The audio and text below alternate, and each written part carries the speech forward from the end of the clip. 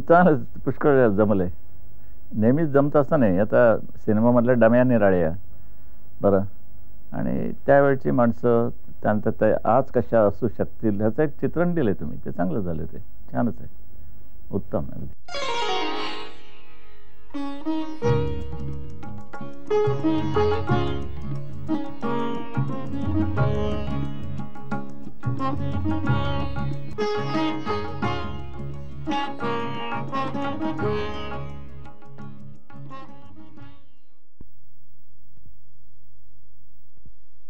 मी म्हणजे कोणी मोठा वीर पुरुष आहे की जगाने माझी आठवण ठेवावी अथवा माझ्या चारित्र्याचे पारायण करावे या भावनेची साधी झुळूक सुद्धा माझ्या मनाला शिवलेली नाही.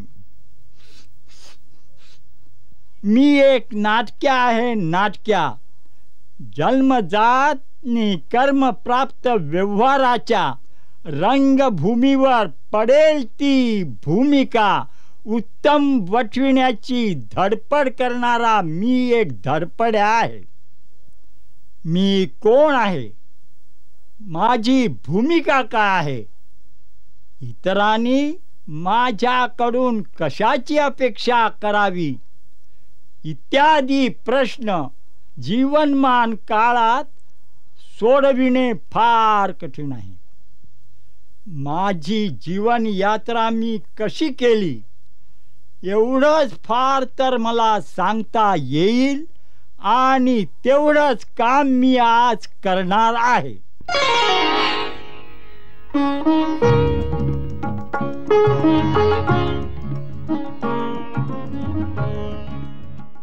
19व्या शतकाच्या उत्तरार्धातला मी आदमी केशव सीताराम ठाकरे 17 सप्टेंबर 1885 साली पनवेल जिल्हा कुलाबा येथे माझा जन्म झाला.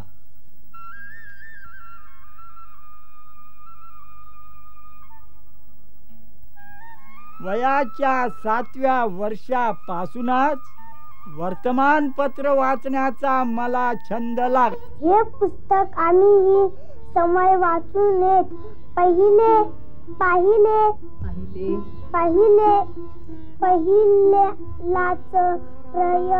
प्रयत्न असून यांना यश आले आहेत. एकंदर गोष्टीतील प्रमेय पाहता हे पुस्तक सौनी संग्रह करण्यालायक आहे.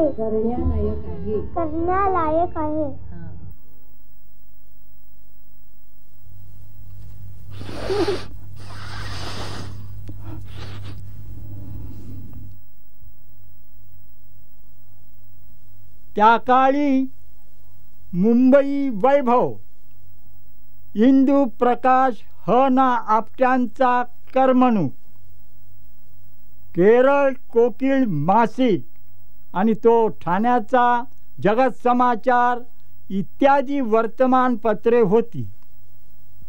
आमच्या घराण्यात प्रत्येकाने लोकसेवेचे काही ना काही व्रत केले आणि त्याची हयातभर पाठपुरवणी केली आहे.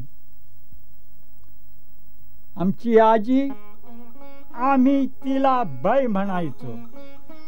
त्या काळी आजीला बाई म्हणायची रीत होती.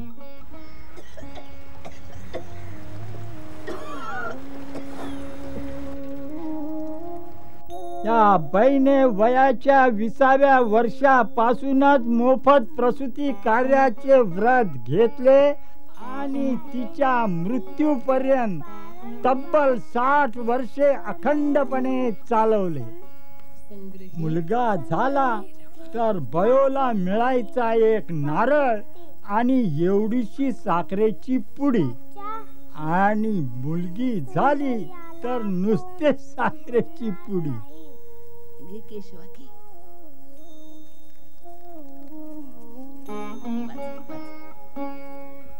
बाईने आम्हा सर्वांना जीवनाचा महामंत्र शिकवला. ती नेहमी म्हणायची, बाळानो, माणूस घाणेपणा बरा नव्हे. स्पृश्य अस्पृश्यतेबद्दल तर त्या लहान वयातच आम्हाला शिकवण मिळाली.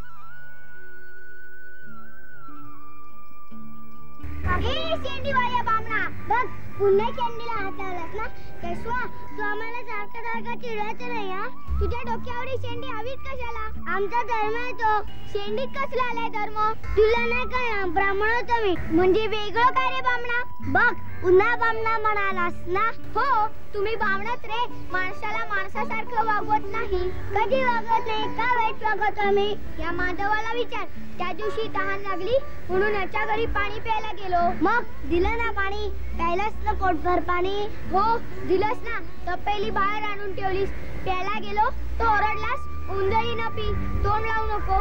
मी निघालो तर याची आई म्हणते कशी, माधवा तपेली बाहेरच असू दे रे, मी घेईन मग पाणी टाकून. अरे ब्राह्मण आहोत आम्ही, शिवाशिव पाळायला नको काय? पण तुमचे सोळे आणि या शेंड्या बामणा रे बामणा. तू कुणाही ब्राह्मणाकडे जा, ते असेच वागवतील तुला. चला रे.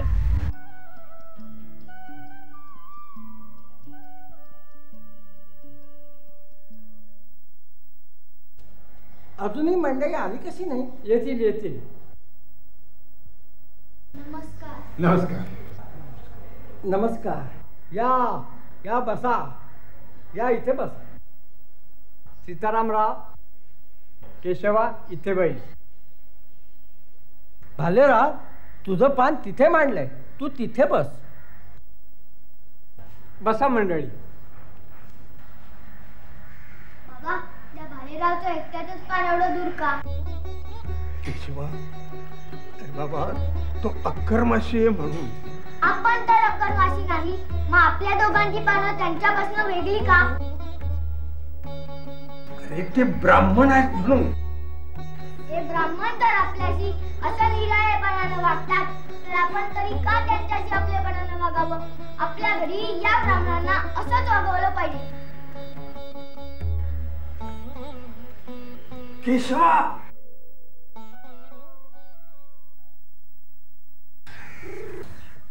ए केशवा, अरे थांब थांब. अरे त्याला कशाला थांबवतोस? अरे अरे ठाकऱ्या, तो बघ, तो अनामार चाललाय ना, त्याची सावली पडली तुझ्या अंगावर.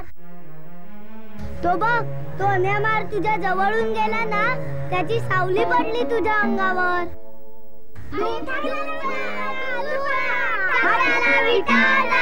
दूर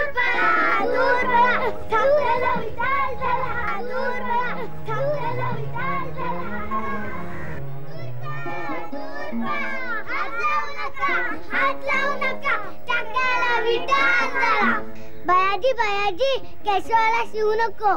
का रे बाबा, नो काय झालं? बयाजी, केशवानं धर्म बुडवला. अनामाराची सावली पडली त्याच्या अंगावर. होयाजी होयाजी, त्याला शिवू नका, अगोदर अंघोळ घाला त्याला. महाराची सावली दादाच्या अंगावर पडली म्हणून हा विटाळला? अरे पण ब्राह्मण हा महारापेक्षा पवित्र, फार मोठा सोहळा. खरं ना रे? हो, अगदी खरं आजी. म्हणजे ब्राह्मणाची सावली दादाच्या अंगावर पडली की महाराच्या सावलीचं पाप धुवून जाणार. मग कशाला आंघोळ बिंगोळ? तू अभ्यंग करणार आहे? इकडे ये असा. बघा आता, या ब्राह्मणाची सावली दादाच्या अंगावर पडली म्हणजे दादा आता ब्राह्मण झाला. नाही, तेच म्हणते मी. कसला सावला सावलीचा पांचटपणा? खातेऱ्यात लोळणाऱ्या गाढवाला खुशाल जाऊन शिवता तेव्हा होत नाही विटाळ? अरे माणसाच्या सावलीला विटाळ म्हणणं हेच पाप आहे. जा आपल्या घरी, काही आंघोळ बिंगोळ नाही, आचरटपणा नुसता. शाळेत जाऊन हे शिकता वाटते, जाता की नाही?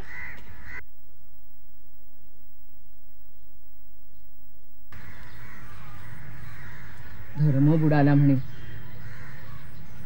हे बघ दादा, माणसाचा माणसाला कधीही विटाळ होत नाही, मूर्खपणा आहे नुसता. दादा, शिवाशिवीच्या भूताला कधीही जुमानू नकोस. मी सांगितलेलं लक्षात ठेव, कधीही जुमानू नकोस.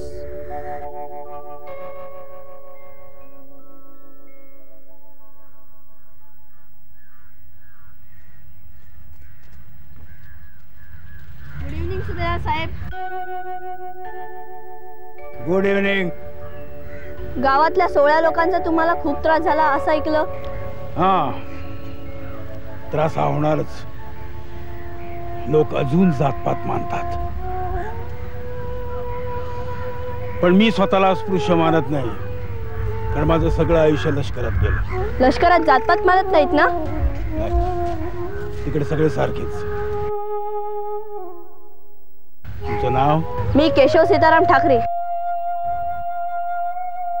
म्हणजे तुम्ही ब्राह्मण? नाही नाही, आम्ही ब्राह्मण नाही. तुमच्या मोकळ्या हात मिळवणीवरनं वाटलंच होतं मला. मीही जातपात मानत नाही. बै ठाकरे तुमच्या कोण? ती माझी आजी. म्हणजे महिन्याभरापूर्वी आमच्या शेजारच्या महारणीची सुटका करायला आलं तुझ्या बै ठाकरेचा तू नातू. तर हो, फार आनंद झाला तुम्हाला भेटून. परत तसं भेटत चला. ही आमची बायको. बरं तर भेटू पुन्हा. राम राम. अहो, आमच्या घरी या म्हणायची देखील सोय नाही, आणि तुम्हाला या म्हटलं तर तुम्ही थोडंच येणार आहात. का नाही येणार? आत्ता येतो तुमच्या घरी. त्यात काय एवढं? ही माझी चहाची वेळ आहे, पण चहा द्याल मला? महाराजांच्या घरचा चहा चालेल? अहो, बाटाल ना, जात वाईट टाकेल तुमची. जग मारते जात निपात. आज तुमच्या घरी चहा घेणार म्हणजे घेणार. चला.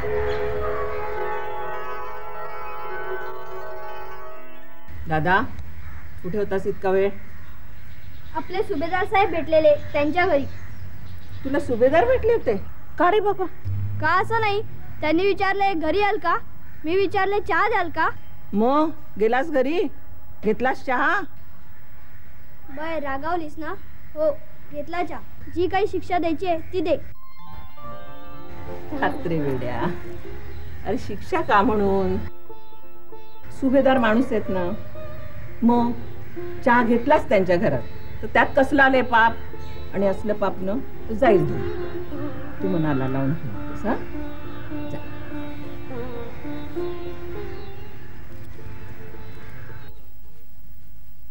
इयत्ता 5वी झाली, पुढे काय हो?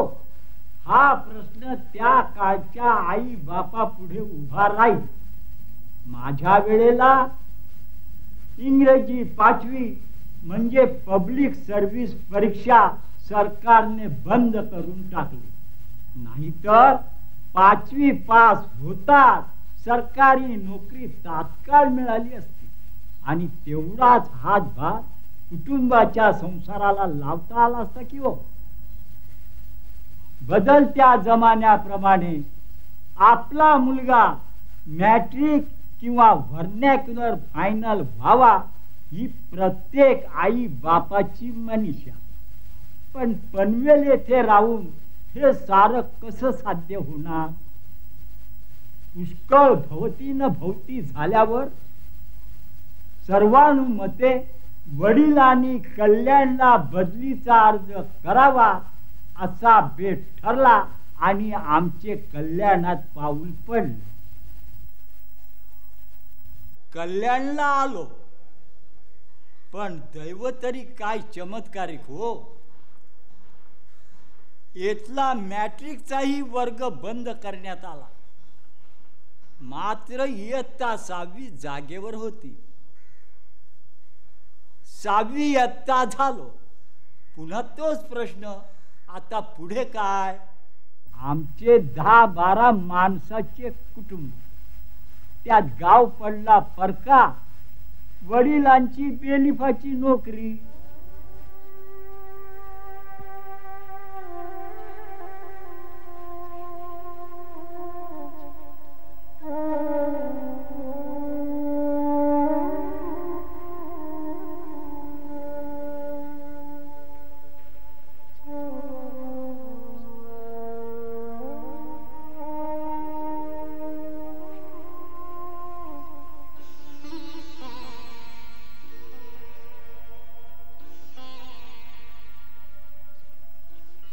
एक दिवस वडील मुखाड्याच्या बाजूला कामगिरीवर असताना तेथे जंगलात अचानक आजारी पडले. तेथील खेडूतांनी ते बिचारे बरे होते. जंगली औषधांचा त्यांनी 2-3 दिवस चांगला मारा केला, आणि 4 दिवस विलंबाने वडील कसे बसे कचेरीत हजर झाले. बेली ठरलेल्या दिवशी हजर झाला नाही, सबब सस्पेंड.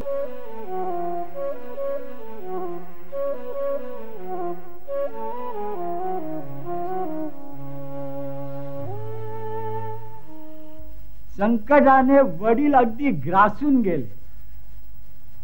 संकटात सापडलेल्या माणसाला काडीचाही आजार मेरूच्या पाठिंब्यासारखा वाटतो. दर गुरुवारी सत्यनारायण करायचे वडिलांनी ठरवले. केशवा, आता आपण दर गुरुवारी सत्यनारायण करायचं. बाबा दररोजच चालले आहेत आपले उपवास, त्यात आणि भर कशाला दर गुरुवारची? हे बघ, मी एकदा ठरवलं ना, त्यात आता आणखीन बदल नको. पण सत्यनारायण करून काय मिळणार आहे? अरे बाबा, आपल्या पदरी पुण्य पडेल, ही सगळी संकटे टळतील. अहो, गेल्या कित्येक महिन्यात आपण तांदळाचा दाणा म्हणून पाहिला नाही, तर तुमच्या सत्यनारायणाला गव्हाचा शिरा आणणार कुठून? अरे गहू नाही तर नाही, तांदळाचा चालतो. सत्यनारायण देईल आपल्याला त्या दिवशी पुरते तांदूळ. हे बघ केशवा, तू मात्र दर गुरुवारी नियमितपणे पोथी वाचत जा.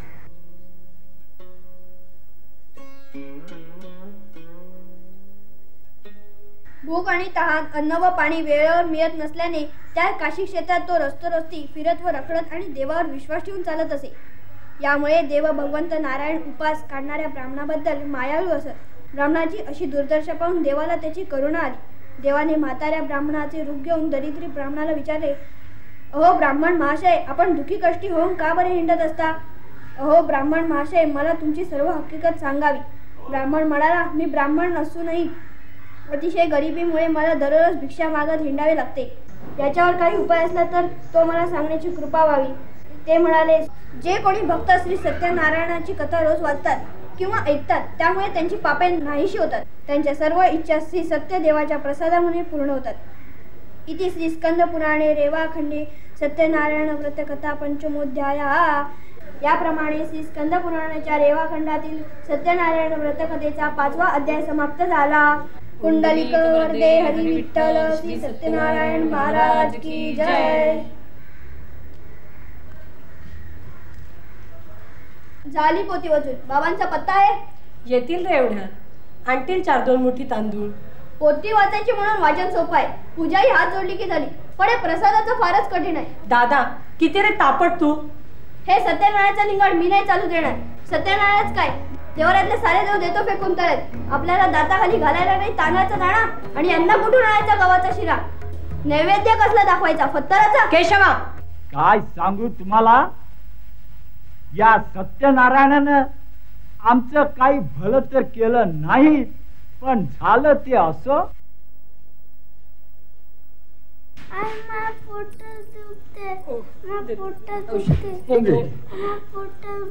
औषध पे औषध न बरं वाटेल. बरं वाटेल ना. दामू, दामू, नाही दामू, दामू, कसं मी काय सोडून काय केलं रे परमेश्वरा. दामू, दामू. आई, यांनी तर अंगच टाकलं. आता सगळी व्यवस्था आपल्यालाच करायला हवी.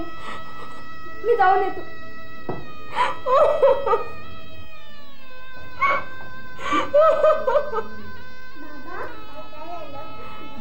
बाबा काय झालं? बाबा काय झालं? आपल्या दामोदराला काय झालं? देवा घरी गेला, देवा घरी गेला.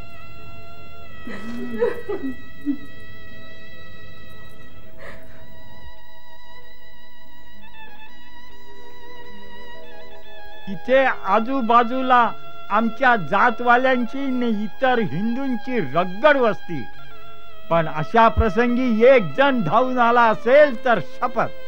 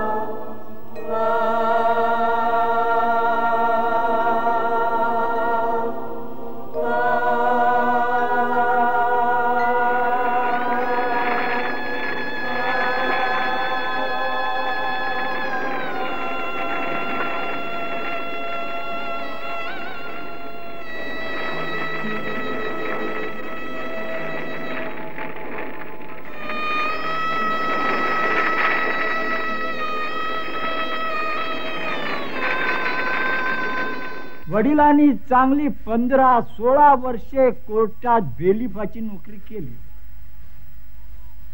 पण अचानक त्यांना नोकरीचा राजीनामा देण्याचा प्रसंग आला आणि त्या क्षणी त्यांनी निर्धार केला, बस यापुढे कुणाची नोकरी म्हणून करायची नाही.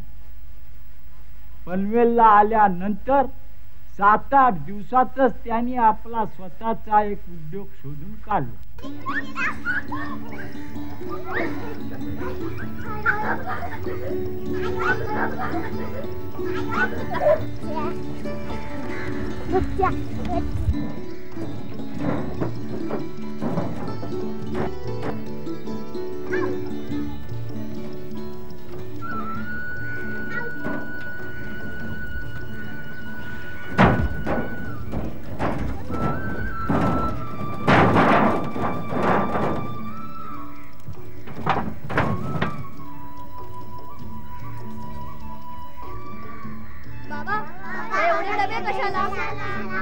केशवा, आपल्याला या मोठ्या डब्याच्या पत्र्याचे छोटे छोटे डबे करायचे.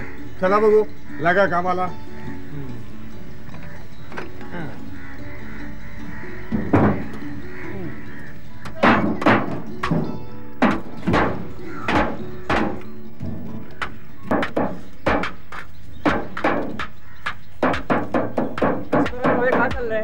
काम चाललंय. धूतपापेश्वर औषध कारखान्यासाठी टीनचे छोटे डबे बनव.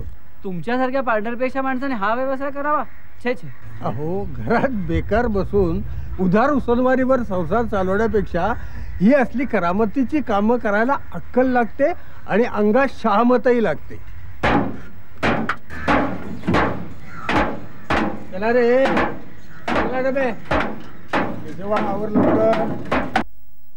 कल्याण सुटले नि पुन्हा पनवेल गाठले, तरी माझ्या शिक्षणाचा पुढील प्रश्न तसाच लोंबकळत राहिला. वडिलांच्या टीन स्मितीत आम्ही असताना मी मात्र माझा अभ्यासक्रम तसाच पुढे चालू ठेवला. इतक्यात अचानक मध्य हिंदुस्थानातल्या देवास संस्थानात वकिली करणारे वडिलांचे मामा राजाराम नारायण गडकरी हे सहकुटुंब आमच्याकडे चांगले महिनाभर मुक्कामाला आले. माझ्या पुढील शिक्षणाचं इथं काही कुठं जमत नाही हे पाहून ते म्हणाले, जाताना मी केशवाला माझ्या बरोबर घेऊन जाईन नि पुढील सारी जबाबदारी माझी राहील. सर्वानुमते माझ्या पुढील शिक्षणासाठी माझी देवासला एकदाची रवानगी झाली.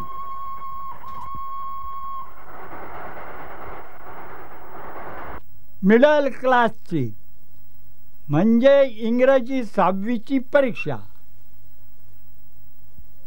त्यावेळचे आमचे परीक्षक ते काय एक गाडे प्रस्तच होते. इंदोर येथील सरदार कॉलेजचे प्रिन्सिपॉल मिस्टर R.H. गनियन साहेब रिझल्ट घेऊन आले. त्यावेळी मिडलच्या परीक्षेला आम्ही मोजून 11 विद्यार्थी बसलो होतो. रिझल्टवर मात्र फक्त 10 पास. ठाकरे नापास. छाट, मी म्हणे इतिहासात गचकलो. अरेच्या, मी आणि इतिहासात गचकलो. मी गेलो गनियन साहेबांना भेटायला. Good morning sir. Good morning my son. Yes, who are you? मी केशव सीताराम ठाकरे. ओह, काय हवं तुला? साहेब, इतिहासात आपण मला का आणि कसा नापास केलात याचा तपशील हवा. आलास, बरा केलास. पुढे काय होण्याची इच्छा आहे तुझी? मी वकील होणार. मला तसंच वाटला होता, पण प्रश्नांची पेपरात उत्तर कशी द्यायची हे तुला कोणी नाही शिकवला. तुला प्रश्न विचारला होता की अकबर आणि औरंगजेबाची तुलना कर. तू तर औरंगजेबला अकबरपेक्षा श्रेष्ठ मोठा ठरवला. त्यांचे समर्थन करताना टू प्रूव्ह इट 7-8 पान लिहिलेस. तुझा ओपिनियन, मत मला विचित्र वाटलं. मग सर, तुम्ही प्रश्नातच असं लिहायला हवं होतं का आम्ही अकबराचा पुरस्कार करावा. पण आपण आम्हाला एवढाच प्रश्न विचारला होता, अकबर औरंगजेबाची कंपॅरिझन करा. म्हणून आमच्या मताप्रमाणे आम्ही उत्तर लिहिलं. हा, पण लिहिलेली विधाने चुकीची असतील तर सांगा. तुझे उत्तर आणि विज्ञाने जोरदार आहे. ता अंग्रेजी भाषेवरही तुझी चांगली कमांड आहे. Good, very very good. पण बाळ, 1-2 पानात तुझे उत्तर तुला लिहिता नसते आले का? तुझा पेपर एक न्यूज पेपर, एक भाषण झाले. जा जा, मी तुला पास म्हणून डिक्लेअर करतो. Thank you sir. वेलकम. जा.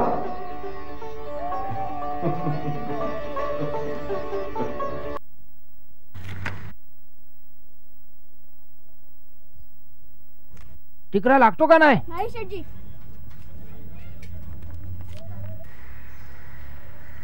हा शेठजी, लागलं. शाबाश, नशीबवान आहे. पैसा देऊ, जिन्नस देऊ?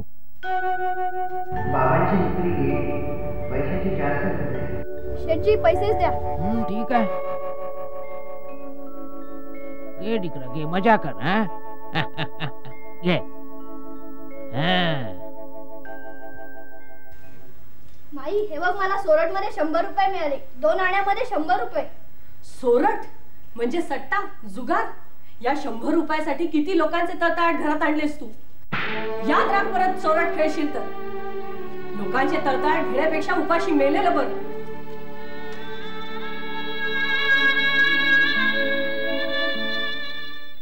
देवासला वैतागून पनवेलला परत आलो. माझे पुढील शिक्षण आता होणे फार कठीण दिसू लागले. तेव्हा मुंबईला जाऊन निदान एखाद्या कंपनीत नोकरी तरी पत्करावी असा विचार करणं शेवटी मला अगदी भागच पडलं.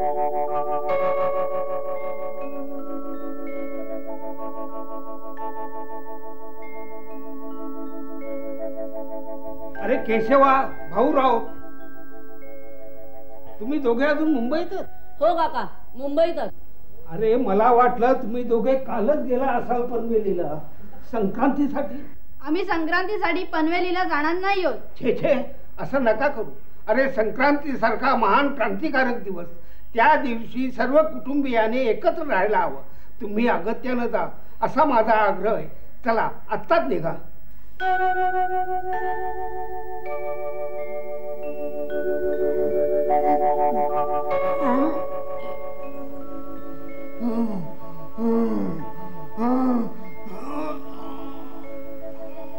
बाबा, बाबा, काय होत आहे बाबा? बाबा, काय होत आहे? काय म्हणताय बाबा? आई, आई, बाबा बघ ना कसे करतात. काय झालं बाबा? काय झालं तुम्हाला? काय होतंय? हो, काय होतंय? सांगा, काय होतंय तुम्हाला? काय बाबा? अरे देवा, काय झालं? काय होतंय? आई, नीट बाबा नाही, बाबा नाही,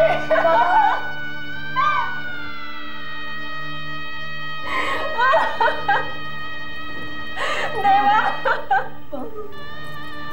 नाही.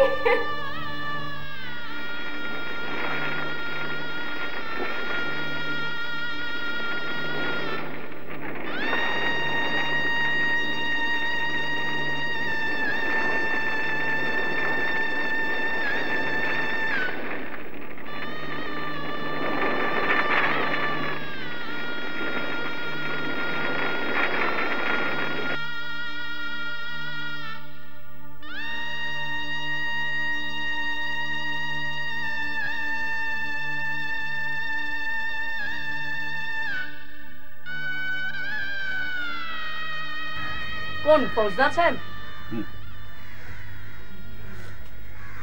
केशव, सीतारामरावांचं वाईट झालं. एक चांगला मेहनती माणूस असा एकाएकी झालं. खरं काय करणार? मी तुमच्याकडे अशा कामासाठी आलो होतो. तुमच्या वडिलांनी घोड्याच्या टांग्याच्या नंबराच्या पाट्या रंगवण्याचं कंत्राट घेतलं होतं. आता काय करायचं? ते काम आता दुसऱ्या कोणाला तरी द्यावं लागणार. का म्हणून? मी करीन की ते. नाहीतरी वडिलांना त्या कामात मी हातभार लावणारच होतो. तुम्ही करणार आहात? हो. केव्हापासून सुरुवात करता? केव्हापासून म्हणजे उद्यापासूनच. उद्यापासून? पण सीतारामरावांचे दिवस वगैरे? छे छे, आमच्यात तशा गोष्टींना थारा नाही. बर, येतो.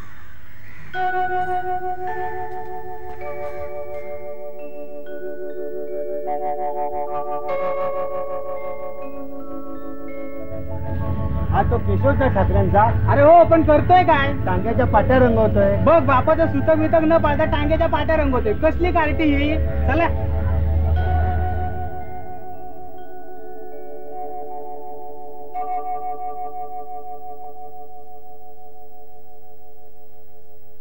पांढर पेशानी किंवा त्यांच्या मुलांनी असला हलका पेंटरचा धंदा केलेला आजवर कुणी पाहिलाय? छे छे छे छे छे छे. लेकाचे घरात बसून उपाशी मरतील अगदी. पण काही धंदा म्हटला की रामा शिवा गोविंदा.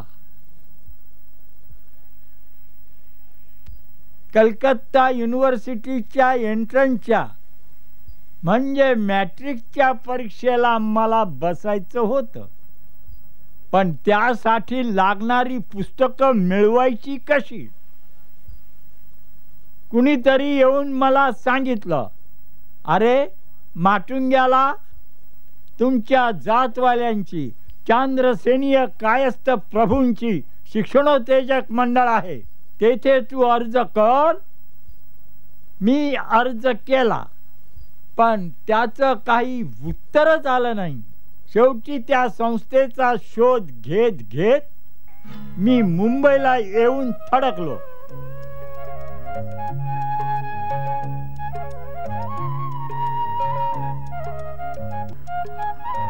कोणाला शोधताय? कोण पाहिजे? चांद्रसेनीय कायस्थ प्रभू शिक्षणोत्तेजक संस्थेचे सेक्रेटरी दोंदे कुठे राहतात? हो, मीच. थांबा, आलोच.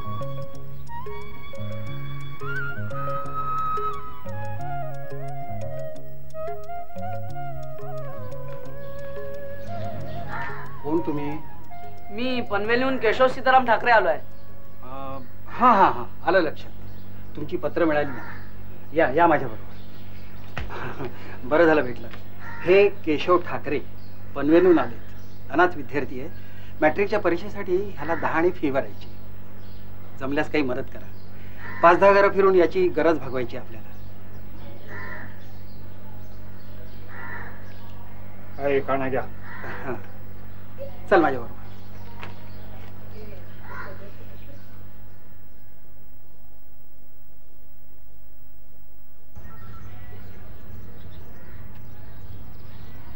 काय हो? हो हो, तुमच्या फीचे 10 जमतील असं वाटतंय. थोडी घरं राहिली. अहो, तुमची संस्था आहे ना? हो.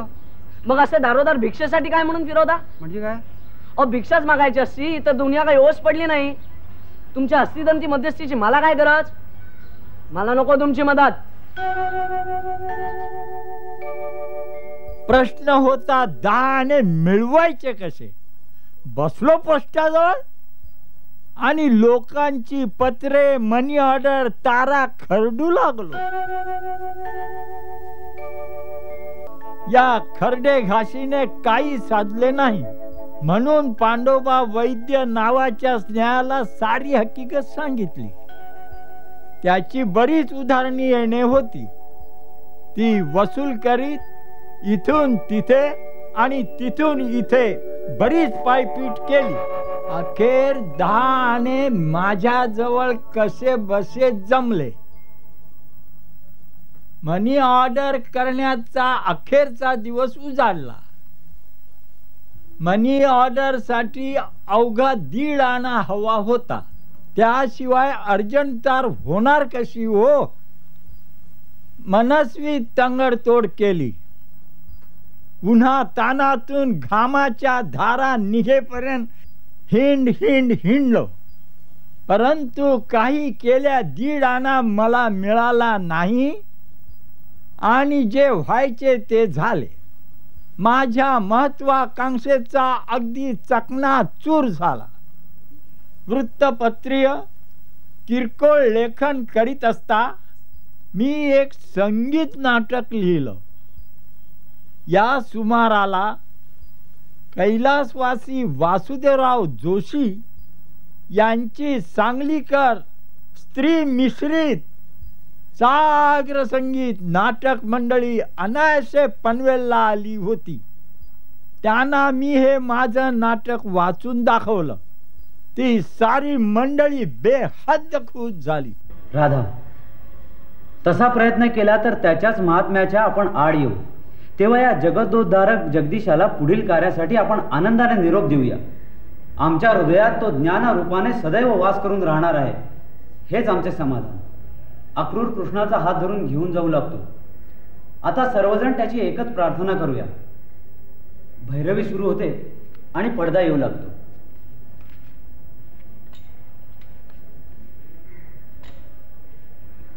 वा वा ठाकरे, तुमचं हे नाटक आम्हाला पसंत पडलंय. काय कसं वाटलं म्हणजे? छान, सुरेख, फारच छान, सुरेख. तर ठाकरे, तुमचं हे नाटक आमच्या कंपनीसाठी आम्ही बसवायला घेतो. तुमचं मानधन काय? ते तुम्हीच ठरवा जोशी बुवा. आम्हीच? ठीक आहे. हे पहा ठाकरे, आम्ही तुम्हाला मानधनापोटी 350 रुपये देऊ. चालेल? चालेल जोशी बुवा. ठीक आहे.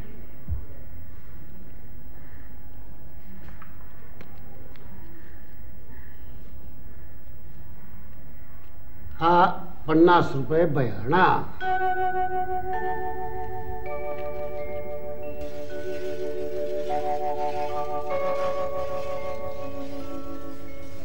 त्या नाटकाचा बयाणा म्हणून त्यांनी मला 50 रुपये दिलेत. हे घे पैसे. दादा, हे सारं खरं कशावरून? त्या जोशांना माझ्याकडे घेऊन ये.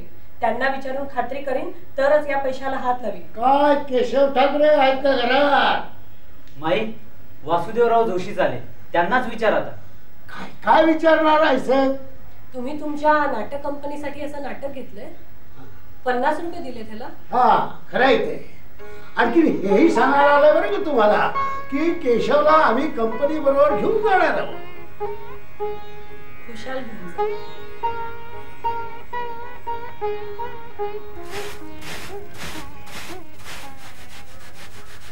काही ऐकलं ते खरं का?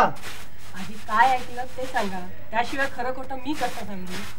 केशव म्हणे रांडांच्या नाटक कंपनीत जाणार, तुम्ही त्याला पाठवणार का बरं? अहो तिथं केशवचं कसं होईल, बिघडेल तो. आजच बरी तुम्हाला आमच्या घरातल्या भानगडींची आठवण झाली. आजोबा आणि वडील मेल्यापासून दादा काय करतोय, घरात काय चाललंय हे विचारायला आला नाहीत कधी. आजच बरा पान्हा फुटला. भल्या घरचा पोरगा नाटक कंपनीत जातो म्हणून. हे बघा, मी दादाला जे शिकवलं, जी शिस्त लावली, त्यावरून तो भलत्या सलत्या मार्गाला चुकूनही जाणार नाही, माझी खात्री आहे. आणि तशात गेलाच तर त्याची आई अजून मेलेली नाही. काळजी वाटते. काळजी कशाला करता? पुरुष आहे तो, तुम्ही नाही का रांडांची नाटक कंपनी आली की झुंडीने घुसता नाटक बघायला, काय खरं आहे ना? अहो नाटक बघणं वेगळं आणि नाटक कंपनीत जाणं वेगळं. 2 वेळच्या घासाची सोय करायला कोणी नाही आलं, टीका करायला मात्र सगळे.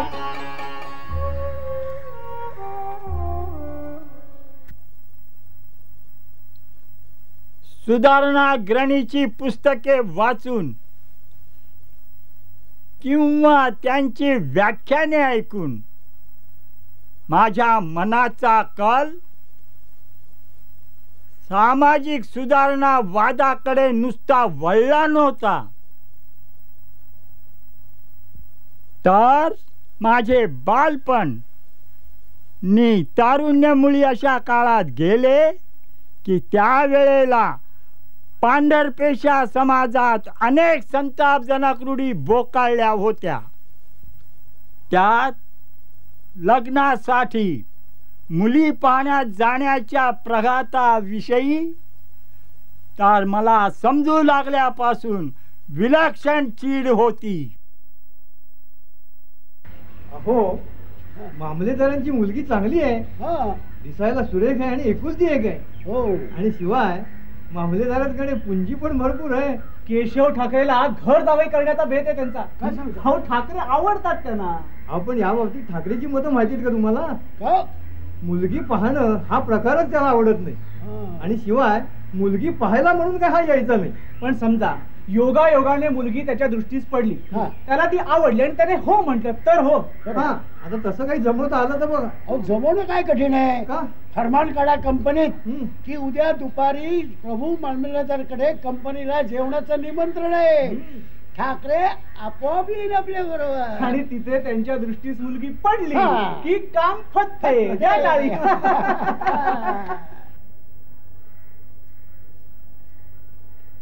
काय ठाकरे मामा, तयारी झाली ना? कसली रे किशा? अहो आज मामी बघायला जाणार ना. मामी बघायला? कुठली मामी? कसली मामी? कोणाची मामी? अहो आज प्रभू अंमलदारांकडून आपल्या कंपनीला जेवणाचे आमंत्रण आले आहे. हे आमंत्रण कशासाठी ते विचारा. कशासाठी? अहो तुम्हाला मामी दाखवण्यासाठी म्हणून हे आमंत्रण मुद्दाम योजलं आहे. योजलंय? कुणी? केशवराव काकांनी आणि दामले काकांनी. असं होय. जेवणाचं आमंत्रण. जेवा, भरपूर जेवा. जणू काही साल्यांना घरी जेवायलाच मिळत नाही. ठाकरे मामा कुठे निघालात? जरा तयारी करून येतो. बरं.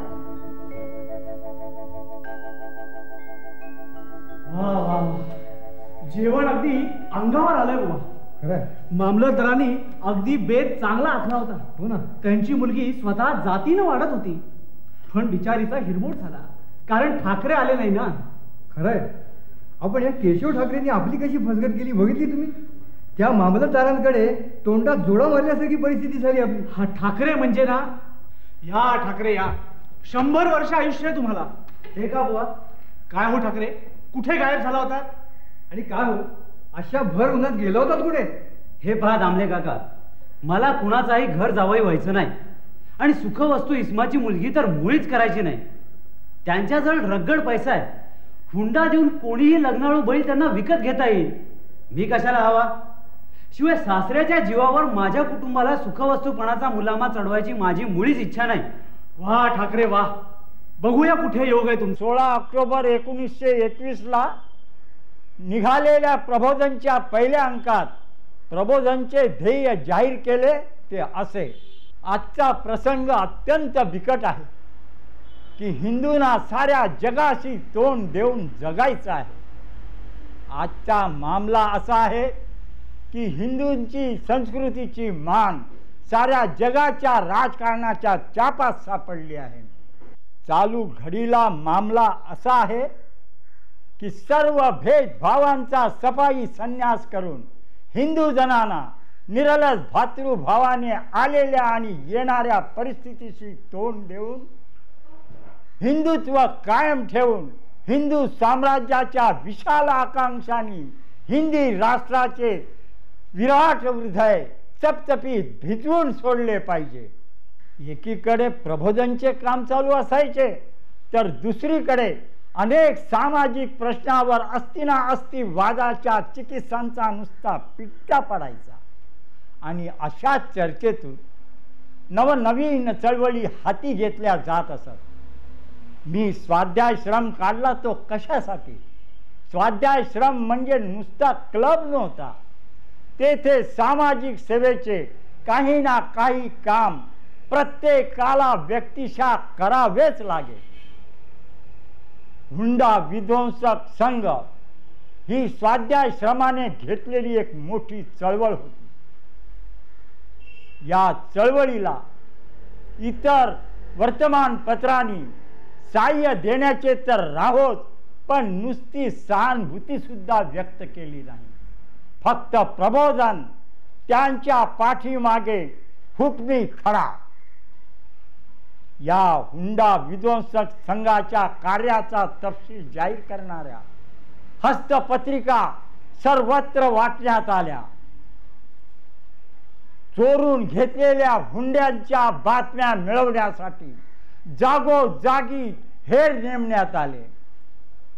या संघाची जिरवण्यासाठी श्रीमंत हुंडेबाजांनी युक्त्या प्रयुक्त्या लढवल्या, पण आम्ही त्या बरोबर पकडत असू।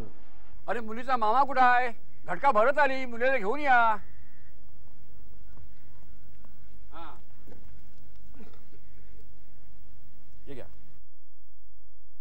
स्वस्ति श्री गणनायकं गजमुखं मोरेश्वरं सिद्धिदं बल्लाळो मुरडं विनायकं चिंतामणे स्थिरं शुभमंगल सावधान।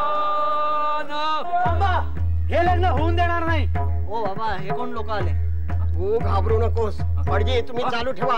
मी बघतो काय ते। कोण तुम्ही? हे लग्न थांबवणार तुम्ही कोण? काय हवंय तुम्हाला? मी स्वाध्याय आश्रमाचा कार्यकर्ता आहे। असाल मग? तुम्ही हे लग्न हुंडा घेऊन करताय आणि आमच्या हुंडा विध्वंसक संघाला हे लग्न काय? हे लग्न मान्य नाही। संघाने ठरवून दिलेल्या ठाणे ते मुंबई आणि अंधेरीच्या पलीकडे जाऊन तुम्ही कोण? हे लग्न मोडणार आहे। जा, तुम्हाला काय करून घ्यायचं ते करून घ्या। ठीक आहे, संघाचा हिसका आत्ताच दाखवतो तुम्हाला। पेट्रोल ओतून मांडवच पेटवून देतो। सदू, आणतो पेट्रोलचा डबा। नुसताच पेट्रोलचा डबा आणलास, काढे बेटी। काय झालं? ठाकरे मांडव जाळायला निघाले। मांडव जाळ? हे जा रे कोणतरी पोलीस स्टेशनला। जा घेऊन या। तुमच्या पोलीस बापांना पण बोलून आणा, म्हणजे त्यांच्या समोरच आग भडकवतो। बघा ठाकरे, हे असं काही अतिप्रसंग करू नका, अग्निप्रसंग करू नका। पाहिजे नसेल आम्ही जातो। ही अक्कल अगोदर नाही सुचली, आत्ताच्या आत्ता आमच्या समोर निघून जा। हो जातो बाबा, जातो। चला मंडळी, आवरा आवरा। हे लग्न आपल्याला इथं करता येणार नाही। अंधेरी किंवा ठाण्याच्या हद्दीच्या बाहेर जाऊन लग्न करावं लागेल।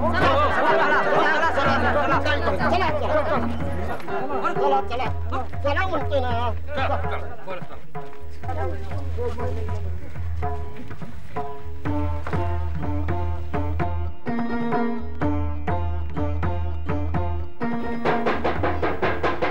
एक दिवस मी घरात काम करीत असताना बाई बाहेरून आली आणि मला म्हणाली, अरे केशवा, तुझ्या वर्गातली देशमुख वकिलांची मुलगी, तिचा बाप तिचं लग्न 70 वर्षाच्या थेरड्याबरोबर लावायला निघालंय। काय? मी तडक निघालो त्या लग्न मंडपाकडे।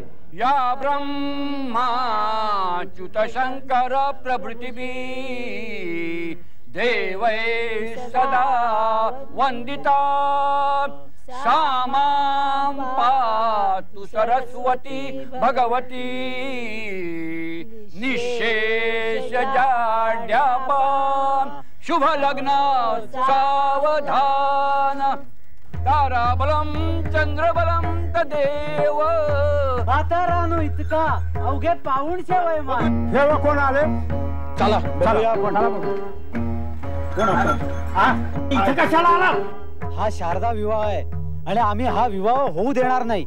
एका लहान मुलीचं लग्न एका थेरड्या बरोबर? हे पहा, मी माझ्या मुलीचं लग्न कोणाशीही लावीन नाही, तर वाटेल ते करीन। आणि हे पहा, माझ्या जावयाला थेरडा म्हणण्याचं काम नाही। हा, थोडस वय जास्त आहे एवढंच। हे कोणाले बुरखेवाले? अरे हे कोणाले बुरखेवाले? अरे कमाल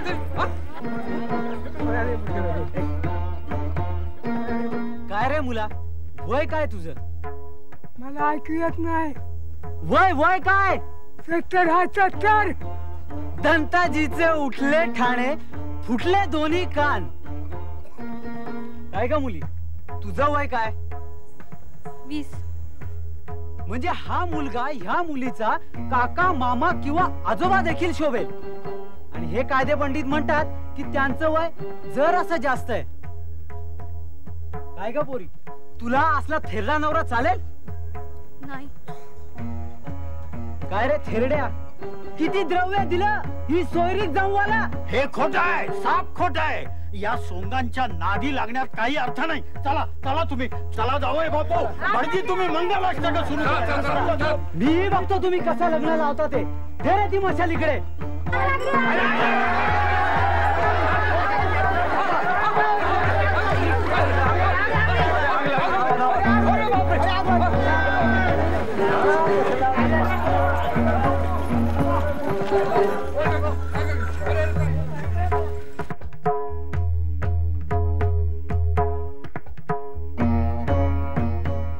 एका चुगलखोर थापेबाजाच्या कारवायाला कंटाळून इंदोर मुक्कामी स्वदेश हितचिंतकाशी नि नाट्यक्षेत्राशी मी जवळजवळ काडी मोड घेतला.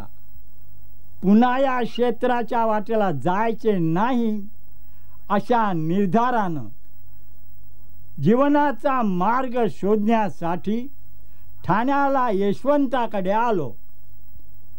तेथे बच्चू मास्तरांची भेट झाली. त्यांच्या बरोबर 2-3 दिवस चर्चाही झाली. टायपिंग शिकावे अशी इच्छा मी त्यांच्याकडे व्यक्त करताच बच्चू मास्तरांनी ताबडतोब न्यू ब्रँड ॲडलर टाईपरायटर आणला आणि मला म्हणाला, अरे जा जा घेऊन कर सुरुवात. टायपिंग शिकलो. थोड्याच दिवसांनी बच्चू मास्तर अचानक भेटले आणि ते म्हणाले, अरे चल आत्ताच्या आत्ता माझ्या बरोबर, तुझ्या नोकरीची सोय लावली आहे. अहो पण कुठे? अरे कुठे काय विचारतोस? तात्यासाहेब परांजपेंच्या राम एजन्सीत. हे पहा ठाकरे, आमच्या कंपनीत ॲडलर टायपरायटर्स, रेडिओ डुप्लिकेटर्स वगैरे विलायती आणि जर्मन माल विक्रीला असतो. तुमचं इंग्रजी भाषेवर चांगलं प्रभुत्व आहे आणि संभाषण चातुर्य आहे. तुम्हाला आमचे सेल्समन म्हणून सगळ्या देशी विदेशी कंपन्यातून आमचा माल विकत भ्रमंती करावी लागेल.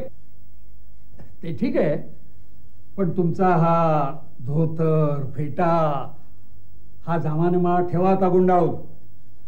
आमचे मॅनेजर काशीनाथ पंत येवलेकर आहेत, ते तुम्हाला क्रॉफिट मार्केटमध्ये रेडीमेड क्लॉथ स्टोअरमध्ये घेऊन जातील. आता तुम्हाला नेकटाय लावणारा, बँड बूट घालणारा सेल्समन व्हायचंय म्हटलं. Thank you sir. काय ठाकरे, अगदी साहेबासारखे शोभून दिसत आहे. ठाकरेला बाहेरून बदलू शकाल, आतून नाही. आजवर मी अनेक क्षेत्रात नोकऱ्या केल्या, पण स्वाभिमानाला तडा बसतात त्या मी तारकन सोडून दिल्या. बेकारीची क्षिती मला कधीच वाटली नाही. या वेळे पावे तो समाजसेवेच्छू अनेक मंडळींचा परिवार माझ्या भोवती आधीच गोळा झाला होता. त्या सुमाराला ख्रिस्ती मिशनऱ्यांचा गिरगाव भागात फार मोठा जोर होता. बाटलेले अनेक विद्वान ख्रिस्ती बॅगबेवर तंबू ठोकून तेथे व्याख्याने, प्रवचने, गाणी याचे मनोवेधक कार्यक्रम वरचे वर करायचे. गरजू बेकार कुणी आढळला रे आढळला तर त्याला नोकरीची म्हणा किंवा छोकरीची म्हणा लालूच दाखवून बिन बोभाट बाटवायचे. जो बाटला तो आम्हाला कायमचाच मेला, अशी त्या काळची धारणा होती. विशेष विवंचनेने हे चालले आहे तरी काय. लक्षावधी हिंदू परधर्मात या न त्या मार्गाने खेचले जात असताना या हिंदू समाज बलविध्वंसाकडे कोणीच कसे लक्ष देत नाही. जो तो पुढारी राजकारणात घडून गेलेला, हिंदुस्थानात हिंदूच अल्पसंख्याक म्हणून जगण्याची अवस्था आली, तर राजकारणी खटाटोपात मिळणाऱ्या स्वराज्यात इतरे जण सत्ताधारी होऊन सत्ता गाजवणार काय. अशा वेळी पांडोबा वैद्य मात्र खंबीरतेने उभे राहिले. हिंदूंच्या लोकसंख्येला विना अटकाव विना प्रतिकार लागलेली ही गळती थांबवलीच पाहिजे. इतर कोणी हे कार्य करणार नसेल तर हे कार्य मी करणार. मी बोलतो ते निर्भय सत्य असेल, तुम्हाला ते मनोमन पटलेले असेल, हिंदुत्वाविषयी तुमच्या मनात जातीवंत कळवळा असेल तर या माझ्या मागे. मी हिंदू धर्माची दारे सताड उघडी करीत आहे. जगातील सर्व मानवांनी या धर्मक्षेत्रात यावं, त्यांचं स्वागत करण्यास आम्ही सिद्ध आहोत. हा अधिकार तुम्हाला कोणी दिला? हा अधिकार मला देवाने दिला. हिंदूंचा वैदिक धर्म हा जगाचा धर्म झालाच पाहिजे, ही देवाची आज्ञा आहे. हो जगाचा गुरुवार्य धर्म, देवा जगी वाढवी हिंदू धर्म. मी तुम्हाला बोलावतोय, साथ घालतोय, तुम्ही हिंदू धर्मात परत या. शिवरायांचा महाराष्ट्र धर्म आपण वाढवूया. कोणाला काही शंका? परधर्मीयांकडे अन्नभक्षण केल्यानं हिंदू वाटतो की नाही? हिंदूला बाट कशानेही लागत नाही. तुम्ही मुसलमानाकडे जेवाल? आम्ही वाटेल त्याच्याकडे खाऊ पिऊ आणि वर हिंदूच राहू. तुम्ही गोमांस खाल का? गोमांसच काय, तुम्हाला खाऊ, तुमच्या ख्रिस्ताला खाऊ, या साऱ्या जगाला खाऊ आणि वर निर्भेळ हिंदूच राहू. हीच आजकालची नवी जनस्मृती आहे. हे बघा मला वाटतं आता हा वाद आपण इथेच थांबू. तुमचं काय? आम्हाला हिंदू धर्मात परत यायचंय. ठीक आहे, उद्या आपण तुमचा उपनयन विधी करू.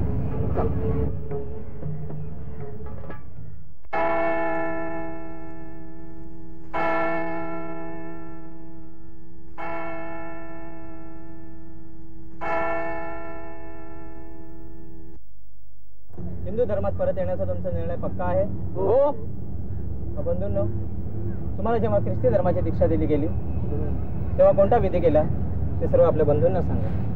काही नाही, नुसतं एक भांड्यामध्ये पवित्र पाणी आणलं, आमच्या मस्तकाला लावलं, दोन्ही बावखटांना लावलं आणि छातीला लावून प्यायला दिला. बस बस इतकंच? हो. चला तर मग मारा तळ्यात 3 बुचकाळ्या.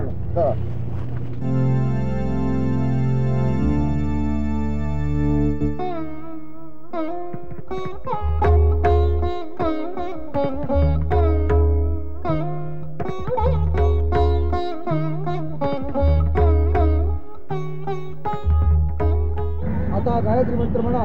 ओम भूर्भुवः स्वः तत्सवितुर्वरेण्यं भर्गो देवस्य धीमहि धियो यो नः प्रचोदयात्. ओम भूर्भुवः स्वः तत्सवितुर्वरेण्यं भर्गो देवस्य धीमहि धियो यो नः प्रचोदयात्. आता यावर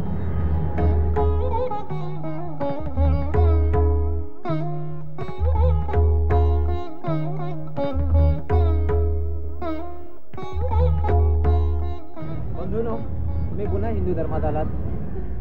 इतक्या सोप्या पद्धतीनं परत हिंदू धर्मात जाता आलं तर आफतच आली म्हणायची. 1910च्या जानेवारीत माझा विवाह अलिबाग नजीक वर्सोलीत झाला. दादरला आलो आणि मिरांडाच्या चाळीत बिराड थाटलं.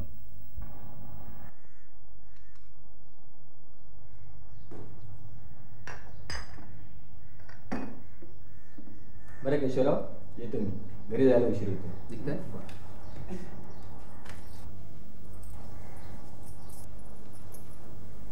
अहो, हे ग्रहस्थ कोण होते माहितीये का आपल्याला? महार मांग कुणी का असेल, आपल्याला काय करायचंय? हे जातीचे चांभार. इतक्या सभ्यपणे आणि स्वच्छतेने वागणाऱ्या कुणी का असेना, आपल्या घरात त्यांचं स्वागत झालंच पाहिजे. त्यात कसला आलाय विटाळ आणि चांडाळ. मी तर म्हणते घाणेरड्या कपड्यात एखादा ब्राह्मण जरी दारी आला ना, तरी त्याला आपण थारा देता कामा नये. पण सारे लोक केवळ महार मांग चांभार जातीचे म्हणून अस्पृश्य मानतात. पण तुमच्याच भाषेत सांगायचं झालं तर हा गाढवपणा आहे, हो ना?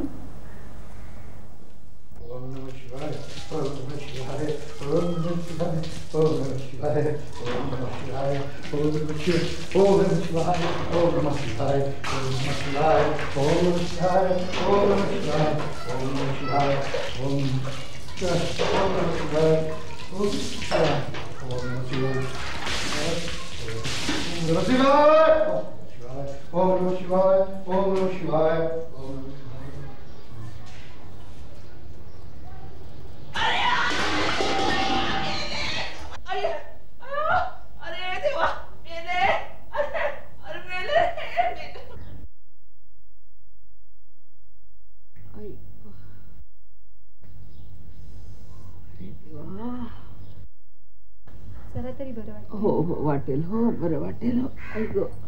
अरे बयो, पाय घसरून पडलीस की काय? होय रे बाबा, नळात पाय घसरून पडले.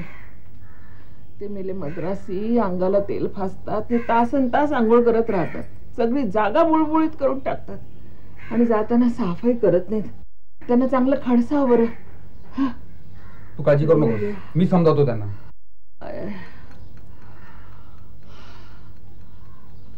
तिची नापली कंकावती.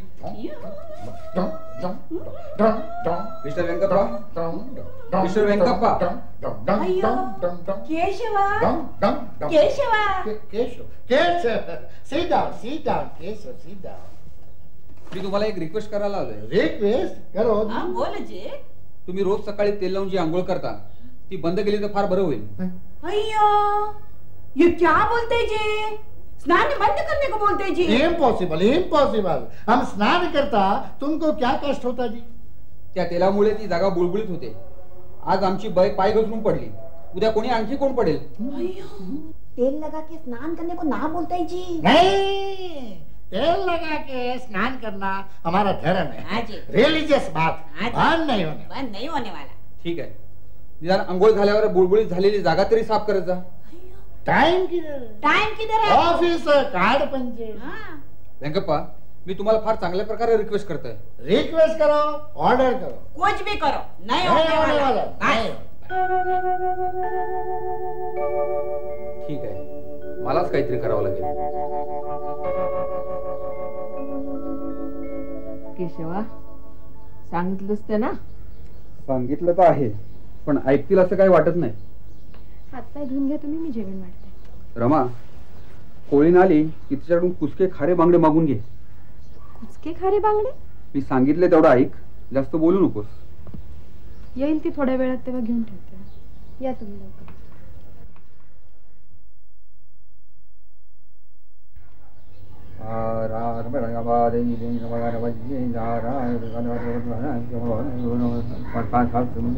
ओम ऐं ह्रीं क्लीं चामुंडाय, ओम ऐं ह्रीं क्लीं चामुंडाय, ओम ऐं ह्रीं क्लीं चामुंडाय.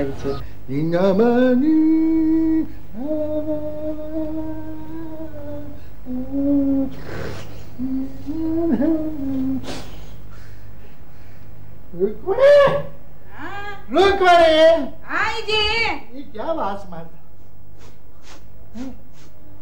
गंदा वास आ रहा है जी. देखते जी, वास आ रहा है जी. ये धुआं क्या छोटा जी? अयो माँ, क्या कहते हैं रे? बोलो ना उनको, क्या बोलो ना. Stop it. हम तुमको बोलता स्टॉप इट, तुम हमको करता है. Stop it. गप्पा बसा, इथे माझी धार्मिक पूजा चालू आहे, मध्ये मध्ये मला विघ्न नकोय. ओम ऐं ह्रीं क्लीं चामुंडाय. अयो आपका सुनता नहीं जी, देखो ना, बंद करने को बोलो ना उनको. बंद होणार नाही, आजपासून ती रोज होणार.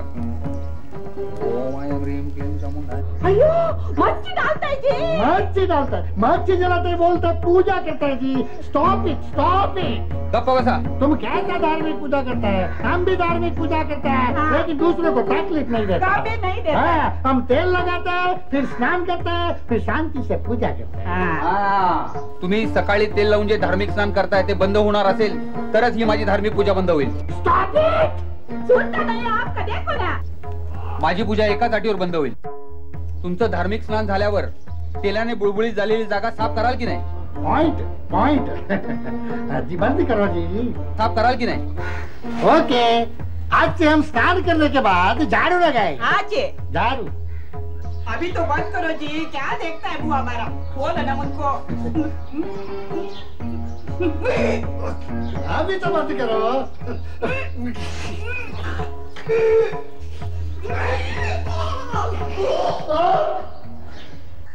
चला, झालं आपलं काम। तुमच्या इतिहास संशोधनाची माहिती आहे आम्हाला, शारोशारी करता ती पायपीटी माहिती आहे आम्हाला। खरं तर इतिहास विषयक सडेतोड सिद्धांत सांगणारे संशोधक आम्हाला पाहिजे आहे। महाराज, तुम्ही बोलवाल तेव्हा तुमच्या मदतीला धावून येऊ। आज तुम्ही आमच्या बोर्डिंगी बघितल्या? होय महाराज, यावरूनच आपल्या दलित उद्धाराविषयी आणि शिक्षण प्रसाराच्या निकडीविषयी कुणाचीही खात्री पटेल। या दोन प्रयत्नांनी झाला तर मागासवर्गीय जमातीचा उद्धार होईल। अस्पृश्यता आणि राजकारण याचा काय संबंध असं लोक आम्हाला विचारतात। मागासवर्गीयांना निदान माणसाप्रमाणे वागवलं नाही तर आमचं राजकारण बरोबर रीतीने कसं चालेल?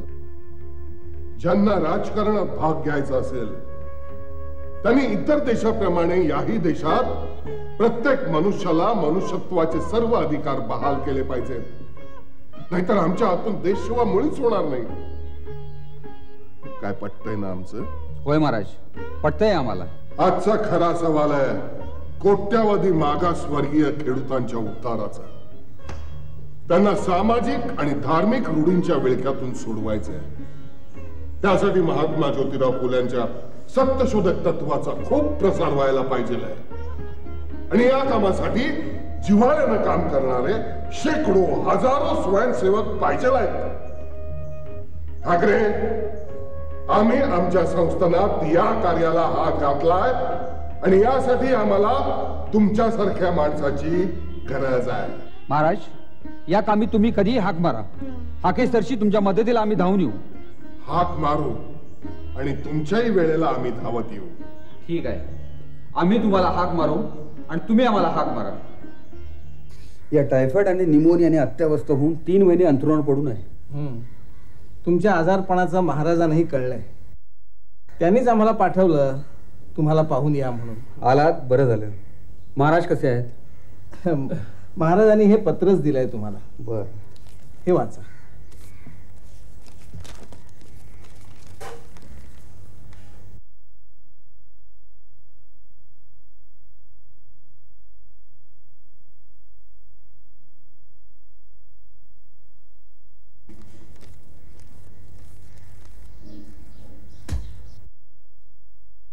काय सांगायचं महाराजांना? कशाबद्दल? महाराजांनी पुराणाच्या आधारावर ज्या विषयाबद्दल एखादं चोपडं लिहायला सांगितलं त्या लिखाणाबद्दल। तुम्ही माझी अवस्था तर पाहत होता, आता लेखन शक्य नसलं तरी महाराज सांगतात त्या विषयावर लिहिण्यास मी स्पष्ट नकार देतो। पुराण म्हणजे शिमगा मांडणारा मी आहे। नाही नाही, आताच लिहिलं पाहिजे असं नाही, आपण संपूर्ण बरे झालात नंतर लिहिलं तरी चालेल। बरं झाल्यावरही लिहिणार नाही। छत्रपतींसारखा नृपती असे भलते सलते विषय काय सुचवतो? एखाद्या जमातीला निचातले नीच ठरवले म्हणजे आपली जमात श्रेष्ठ ठरत नाही। हे पहा केशवराव, हा छत्रपतींचा प्रसाद आहे, याला असा नकार देणं बरं नव्हे। असला प्रसाद छत्रपतींनीच काय प्रत्यक्ष ब्रह्मदेवांनी जरी दिला तर थुंकतो मी त्याच्यावर। केशवराव, 5000चा चेक आहे, लाखाचा का असेना, असल्या रकमा महाराज अशा कामी उधळत असतील तर त्यांच्याबद्दलचा आदरही ओटीला लागलाय असं जाऊन सांगा।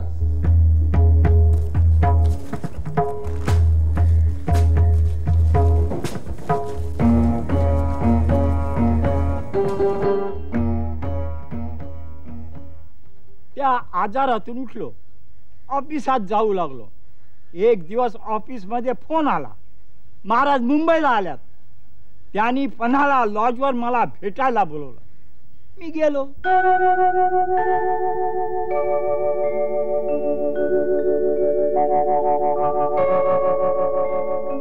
नमस्कार केशवराव. शाबास शाबास, तुम्ही माझी अब्रू वाचवली. मी आणि तुमची अब्रू वाचवली? ती कशी काय? मथुरे आणि आमचे ऍडव्होकेट महाराजांचा चेक घेऊन तुमच्याकडे आले होते.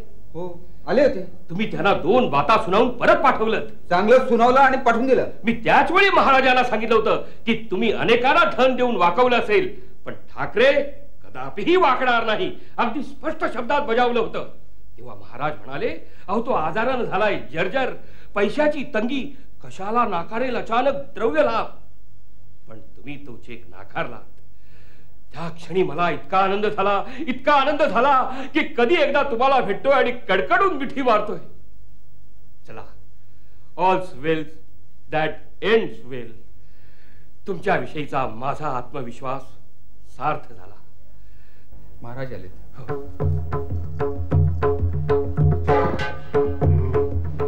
काय रे वांडा, लय गुरमी आली वय? आमच्या चेकवर थुंकतोस म्हण. महाराज, गुरमी कशाची?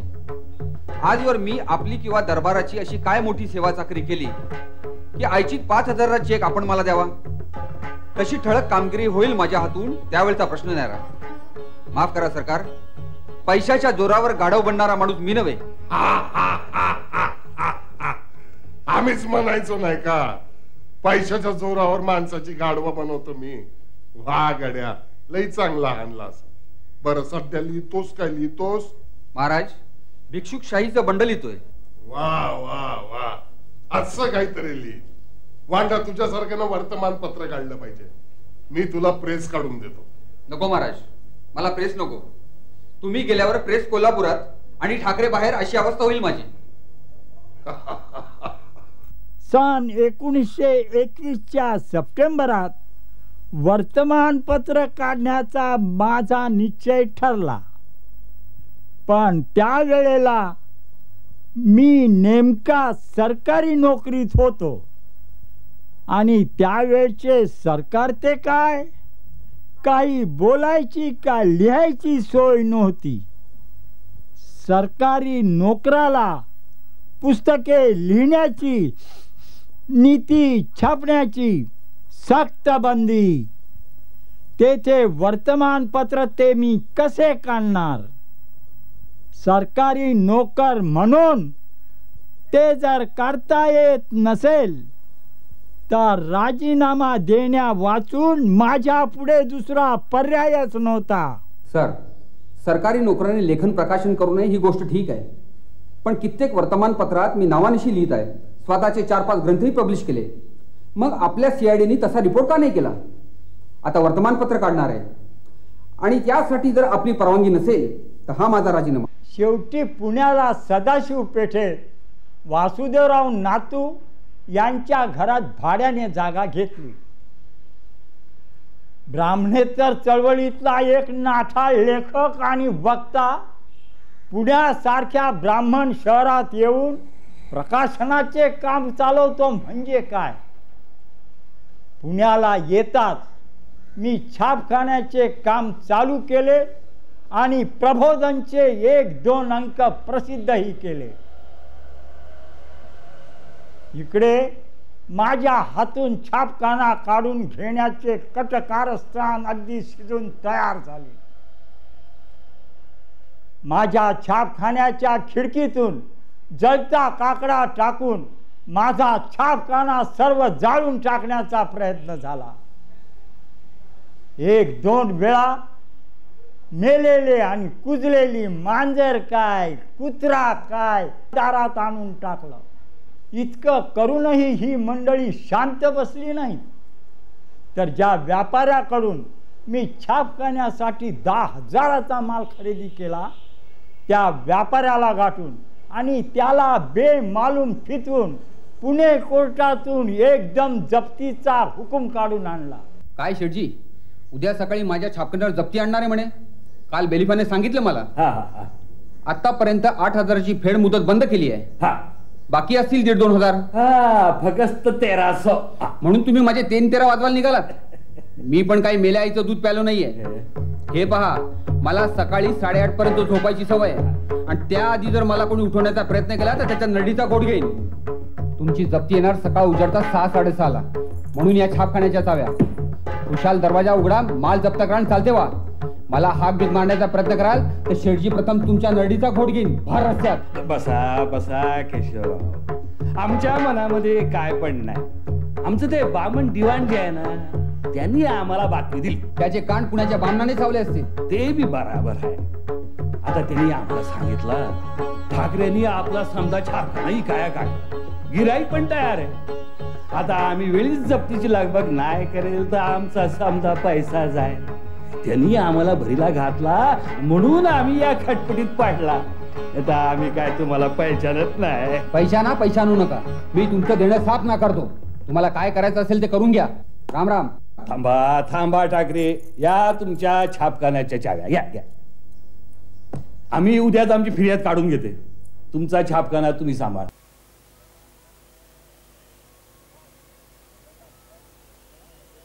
काय दगलबाज शिवाजी?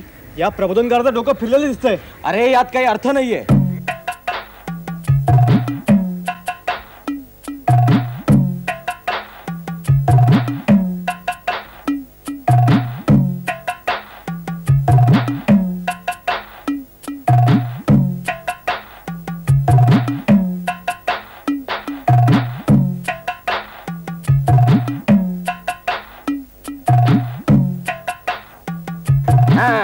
आता कसं वक्ते दगाबाज ठाकरे, विषय प्रबोधनकार शिवाजी. हे बरोबर आहे. ऐकूया तरी प्रबोधनकार काय बोलतायत ते. हो चला चला. दगलबाज अर्जुन आणि दगलबाज शिवाजी या तुलनेतच विचाराचे ब्रह्मांड आहे. भारतीय समरभूमीवरील अर्जुन आणि प्रतापगडावर अफजल खानापुढे उभा ठाकलेला शिवाजी यांची तुलना केली तर अर्जुनापेक्षा शिवाजी शतपटीने जास्त श्रेष्ठ ठरतो. काका मामा बाबा यांना कसे ठार मारू या क्षुद्र कल्पनेला बळी पडून विहित कर्तव्यापासून पळू पाहणारा बगलबाज अर्जुन पहा आणि भेटीचं ढोंग करून दगा द्यायला आलेल्या खानाला त्याच्याच युक्तीने गारद करणारा सवाई दगलबाज शिवाजी पहा. खानाला ठार मारल्याशिवाय किंवा त्याच्या हाती शिवाजी जिवंत किंवा मेलेला सापडल्याशिवाय या मुकाबल्याचा निकाल लागणार नव्हता. मारीन किंवा मरीन असा अतितटीचा सामना देण्याच्या तयारीने शिवाजी प्रतापगडावर चढला आणि त्याच्या लोकोत्तर प्रसंगावधानाने त्याने अशक्य घटना शक्य करून दाखविली. हिंदवी स्वराज्याच्या प्राण प्रतिष्ठेसाठी स्वतःचा प्राण देणे अथवा खानाचा प्राण घेणे याशिवाय तिसरा मार्ग शिवाजी पुढे नव्हता. श्रीकृष्णाने गीता सांगितली अर्जुनाला, पण ती प्रत्यक्षात आचरणात आणून महाराष्ट्राचा राष्ट्रधर्म भगवद्गीतेत आहे हे सप्रमाण सिद्ध केले शिवाजीने. बगलबाज अर्जुनाने नव्हे, गीतेचे पांग पांडवांनी फेडले नाहीत तर ते शिवाजीने फेडले. अखेरीस कोणत्या विशेषण लावून छत्रपती शिवरायांचा जय जयकार करायचा ते सभाजनांवर सोपून मी आपली रजा घेतो.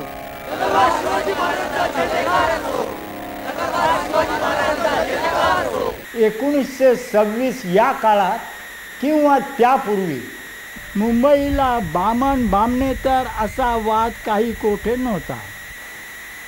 परंतु ही बामण मंडळी आपल्या संघटनेचे कार्य सार्वजनिक उत्सवाच्या नावाखाली बिनधोक चालवी. दादरचा सार्वजनिक गणेशोत्सव सालोसाल मोठ्या थाटामाटात साजरा होईल. सर्व जाती जमातीकडून वर्गण्या गोळा करायच्या. दादरभर बामण मंडळी सार्वजनिक उत्सवात पुढाकाराने भाग घ्यायचे. परंतु हा पुढाकार पुढे पुढे इतका बळावला की त्यांच्या कार्यकारी मंडळात एक जात बामण मंडळी, तेथे इतरांना कुणाला वावच मिळत नसे. यावेळी स्पृश्य अस्पृश्य हा भेदभाव नष्ट करून अखिल हिंदू जनांची एकजूट एकवटणी करण्यासाठी काही युवक मंडळे स्थापन झाली. सार्वजनिक गणेशोत्सव जर अखिल हिंदूंचा तर त्यात स्पृश्याबरोबर अस्पृश्यांनाही भाग भरपूर घेता आला पाहिजे. इतकंच काय, सार्वजनिक गणेश उत्सवातील गणेश मूर्तीचे कोणाही अस्पृश्याला पूजन करण्याचा अधिकार असलाच पाहिजे सार्वजनिक गणेशोत्सवाच्या गणेश मूर्तीचे प्रत्यक्ष शिवून पूजन करण्याचा हक्क अस्पृश्यांना असलाच पाहिजे आणि यंदा आम्ही तो अंमलात आणणार. या धमकीने जावळे मंडळ आर पार हादरून गेले. डॉक्टर आंबेडकरांच्या सूत्रसंचलनाखाली चाललेल्या त्या युवक मंडळींच्या जबरदस्त चळवळीची डॉक्टर जावळेंना चांगलीच कल्पना आली.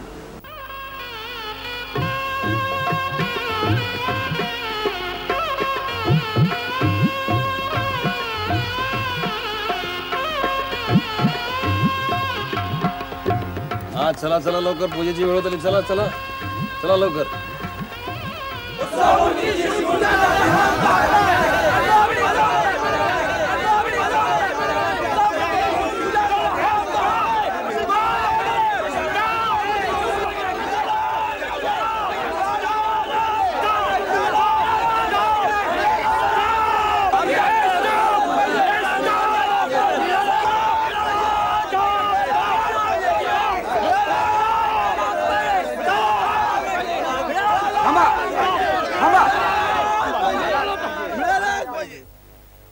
केशवराव, बरं झालं तुम्ही आलात. ते पाहिलं ना काय मागणी आहे लोकांची. ऐकलं ना लोकांची काय मागणी आहे ते. मागण्या त्यांच्या रास्त आहेत. तुमच्या मागण्या तर थांबलात का? तुम्ही मंडळाचे मेंबर आहात. प्रथम आपण मंडपात जाऊ. मंडप आपलाच आहे.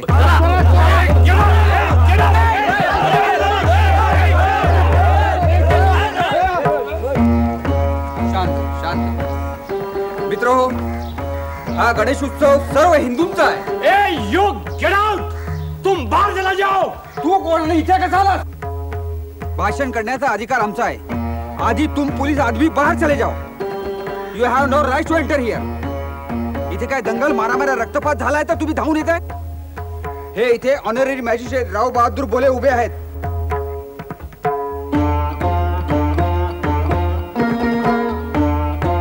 मित्रहो, गणेश मूर्तीची स्थापना झालेली आहे. 12 वाजलेले आहेत.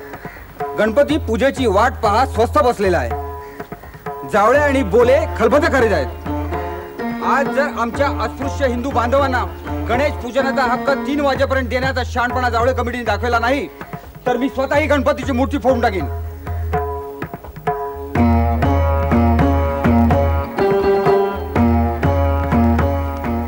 केशवराव, तुम्ही डॉक्टर आंबेडकरांना बोलवा. आपण माझ्या घरीच बसू. ठीक आहे. जावळे, तुम्ही म्हणता भेदभाव मुळीच नाही. मग मूर्ती पूजेला अस्पृश्यांना विरोध का करता तुम्ही? आपण शास्त्र रीत वगैरे काही असते की नाही? म्हणजे अस्पृश्यांचा मूर्ती पूजेचा हक्क तुम्ही नाकारत नाही आहात तर? नाकारत तर नाहीच होतो, पण रीतीप्रमाणे झालं असतं तर बरं झालं असतं, नाही का? हो, बरोबर आहे. पण मी म्हणतो, काय तुमची रीत आहे ती तरी सांगा. सांगतो ना. रिवाजाप्रमाणे मला वाटतं एखाद्या ब्राह्मण पुजाऱ्याने गणेशाची प्राणप्रतिष्ठा करून शास्त्रोक्त पद्धतीने त्याची पूजा अर्चा करावी आणि मग कुठल्याही अस्पृश्यानं स्नान करून शुचिर्भूत होऊन गणेशाच्या चरणावरती पुष्पगुच्छ व्हावा, नाही का? केशवराव, तुम्हाला हे पटतं? बाबासाहेब, मूर्ती पूजेचा आपला हक्क नाकारला जात नाही. चला, तिकडे गणपती ताटकळतोय. आपण आधी पूजा करून घेऊ. चला. ठीक आहे, चला.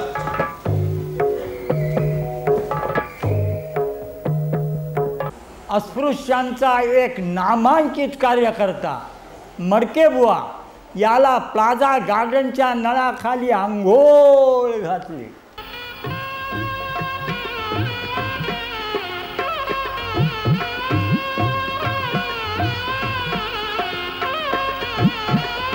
त्याने लाल गुलाबाचा एक गुच्छ श्रीच्या चरणी वाहतात जमलेल्या मंडळींनी गणपतीचा जय जयकार केला. गणपती बाप्पा मंगल मूर्ती, गणपती बाप्पा मंगल मूर्ती. प्रबोधन बंद पडलं. निर्वाहाची साधनं काहीच उरली नाही. सभोवार गडद अंधकार असताना मला प्रकाशाची एक चीर दिसली तरी त्या दिशेनं धडाडीनं पाऊल टाकण्याचा माझा स्वभाव. मी नाटकं लिहायला सुरुवात केली. एकनाथ महाराजांच्या जीवनचरित्रावर एक उत्तम नाटक लिहिलं, खरा ब्राह्मण. या नाटकात म्हणे बामणांची बदनामी अशी एक कुजबूज कुणीतरी सर्वत्र फैलावली. या नाटकाचे प्रयोग ताबडतोब बंद करा असा एक तक्रार अर्ज पोलीस कमिशनर साहेबाकडे कुणीतरी केला आणि हे मला पोलिसाकडूनच कळलं. प्रयोग पास करणारे मुख्याधिकारी मोहनलाल स्वतः नाटकाचा प्रयोग पाहायला आले. एकनाथ, या महासभेपुढे तू आरोपी आहेस. स्वामी महाराजांनी काशी क्षेत्रावरून ब्रह्मवृंदांचं आज्ञापत्र आणलं आहे. संतांचं आज्ञापत्र मला शिवसाबंद द्या. मराठी भाषेत भागवतादी पुराण रचून प्राचीन देववाणीचा संस्कृत भाषेचा तू अनादर करीत आहेस. ब्रह्मविद्येला प्राकृताच्या चव्हाट्यावर मांडून तिच्या गूढ पावित्र्याला तू कवडी मोल ठरवतोयस. ब्रह्मविद्येला मराठीला सोपा सुटसुटीत पेहरा करवून तिला बाळगोत करण्याचा मान माझा नव्हे. 350 वर्षापूर्वी ज्ञानेश्वर माऊलींनी या पुण्यप्रघाताचा पाया घातलेला आहे. पण ब्राह्मणेतरांना ब्रह्मविद्या शिकवणं हे महापाप आहे. काय? ज्ञान हे केवढं पवित्र, मग त्याचा प्रसार हा महापाप कसा काय ठरणार? हे पहा, ब्रह्मज्ञान ही केवळ ब्राह्मणांची मिरास नव्हे, आलम दुनियेचा त्याच्यावर अधिकार आहे. स्वामी महाराज, संस्कृताच्या तळघरात ब्रह्मविद्येला बटेसळाची बुरशी चढली आणि म्हणून ज्ञानेश्वरानं मराठीच्या मैदानावर तिचा हातपाय ताणून वाळत घातली. या त्या भटांच्या नाकात झुरळ शिरायला काय झालं? एकनाथ, या काशी क्षेत्रातल्या ब्राह्मणांची तुला आज्ञा आहे? त्यांची काय आज्ञा आहे? याली महाराची महारी. हा माझा सन्मान आहे बरं स्वामी महाराज. एकनाथांनी लिहिलेलं भागवत पुराण नष्ट करण्यासाठी स्वामी महाराजांच्या चरणावर अर्पण करा. भागवत पुराणानं काय पाप केले? पाप? महापाप. ते मराठीत आहे, गिरवाण भाषेत नाही. गिरवाण भाषा देवी केली आणि मराठी काय चोरी आली? माझा ग्रंथ नष्ट करण्यामुळे भागवत धर्म नष्ट होणार आहे असं का आपण समजता? अहो, प्रश्न आज्ञापत्राचा आहे, समजुतीचा नाही. ठीक आहे, नुसत्या पोथीनं आपलं समाधान होणार असेल तर ही घ्या पोथी आणि याचं काय वाटेल ते करा. अग्नी जाळून भस्म करा ती पोथी.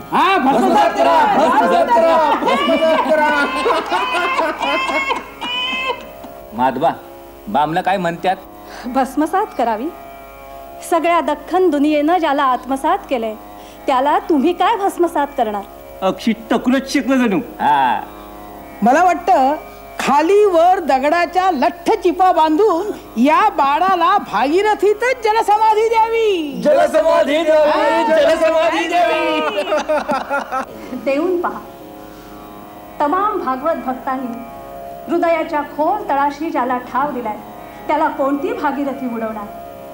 ज्ञानदेव महाराजांचा हा प्रसाद स्वामी महाराज अलम दुनियेची गंगा हातावर झेलून मस्तकावर नाचविल बरं, मस्तकावर नाचविल.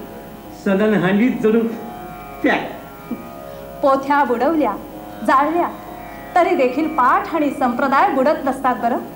श्रींनी बायकांशी वाद करणं प्रशस्त नाही. का प्रशस्त नाही? आद्य शंकराचार्यांनी मंडन मिश्रांच्या सरस्वतीशी घातलाच होता ना वाद. पण आचार्यांनी अखेर पराभूतच केली ना तिला. मग मला करा ना पराभूत. बायकांवर दिग्विजय मिळवण्याची ही दुसरी संधी कशाला दवडता? एकनाथ, तू आणि तुझी विदुषी पत्नी जाती धर्मानं ब्राह्मण असून एकीकडे मोठा धर्माभिमान दाखवता आणि दुसरीकडे धर्मभ्रष्ट क्रियानष्ट चांडाळ अंत्यजांना डोक्यावर घेऊन नसता. जन्माच्या जातीला विरोध करून अंत्ययासी सलगी करता, सहकार्य करता. नुसतं सहकार्यच नाही तर सहकुटुंब सहपरिवार सहभोजन देखील करतो मी. धिक्कार, धिक्कार, धिक्कार असो. मी ब्राह्मण जनांशी विरोधानं वागतो हा निव्वळ गैरसमज आहे. केवळ ब्राह्मणांसाठीच नव्हे तर अखिल हिंदू जनांच्या उद्धारासाठी या अस्पृश्यांना जवळ आणण्याची मी खटपट करत आहे. माणुसकीचा बदलौकिक टाळण्यासाठी या अस्पृश्यांना धर्मानं वागवा, प्रेमानं वागवा म्हणून टाहो फोडीत आहे. अर्थात त्यांचा उद्धार आपण कोण करणार? त्यांचा उद्धार करायला ते समर्थ आहे. मग त्यांच्याशी संगनमत करून पांढरपेशा समाजाविरुद्ध तू त्यांना का चिथावतोस? मानवी जिण्याचं कर्तव्य त्यांना समजावीत असतो, चिथावण्यात येत नसतो. गुलामाला तू गुलाम आहेस म्हणून समजून सांगणं आणि शिरजोरांना त्यांच्या शिरजोरीची लाज उत्पन्न करणं हाच कोणत्याही धर्माचा मूळ उद्देश. त्याच विचाराचं मी आचरण करत असतो. अहो, धर्माचा उद्देश तुमच्याकडून समजणं इतकी वैदिक संस्कृती म्हणजे काही कच्च्या मातीचं मडकं नव्हे का कच्चं भाजलेलं थालीपीठ नव्हे. तुझ्या या साऱ्या खटपटी वर्तमान धर्माचा उच्छेद करणारे आहेत. एवढं मात्र आपण अगदी खरं बोलला. जो धर्म प्रेमाला पारखा झाला त्यात कुठलं उरलंय प्रेम. दयेचा थेंब शिल्लक नसलेल्या या धर्मकल्पनेचा आणि तिनं समाजात फैलावलेल्या माणूस घाणीचा उच्छेद करणं हाच माझ्या जीविताचा एक छंद होऊन बसला आहे स्वामी महाराज. एकनाथ, तुझी ही आचार विचारसरणी महापातकी अतएव सनातन धर्माविरुद्ध बंड आहे. होय, हे बंडच आहे आणि या बंडाच्या वेळानं उभ्या दख्खनला मी वेळ लावलेला.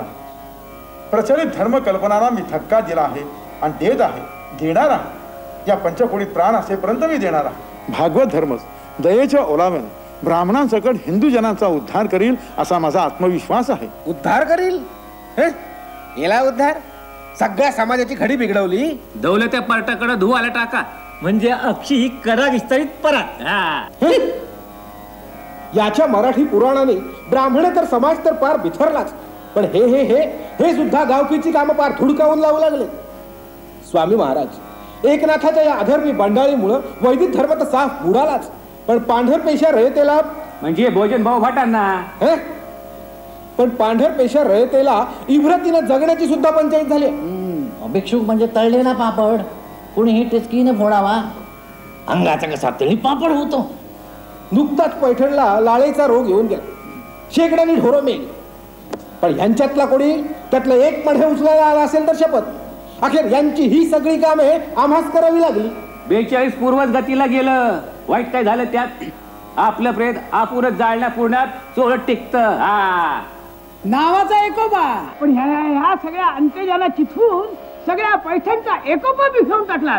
एकनाथ, समाजात असंतोष निर्माण करणारी असली ही कृती तुझ्यासारख्या विद्वान, नीतिमान, जबाबदार माणसाला शोभत नाही.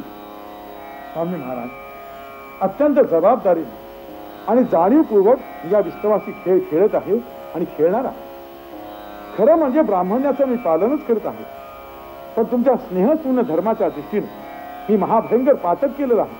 आणि त्या महाभयंकर पातकाला आपण जी शिक्षा द्याल ती मी आनंदानं सहकुटुंब सहपरिवार भोगायला तयार आहे. ज्याच्या आत्मबलापुढे आमची निर्णय शक्ती बिनमूळ होत आहे. स्वामी महाराज, याला देहांत प्रायश्चित्ताशिवाय दुसरं प्रायश्चित्त नाही.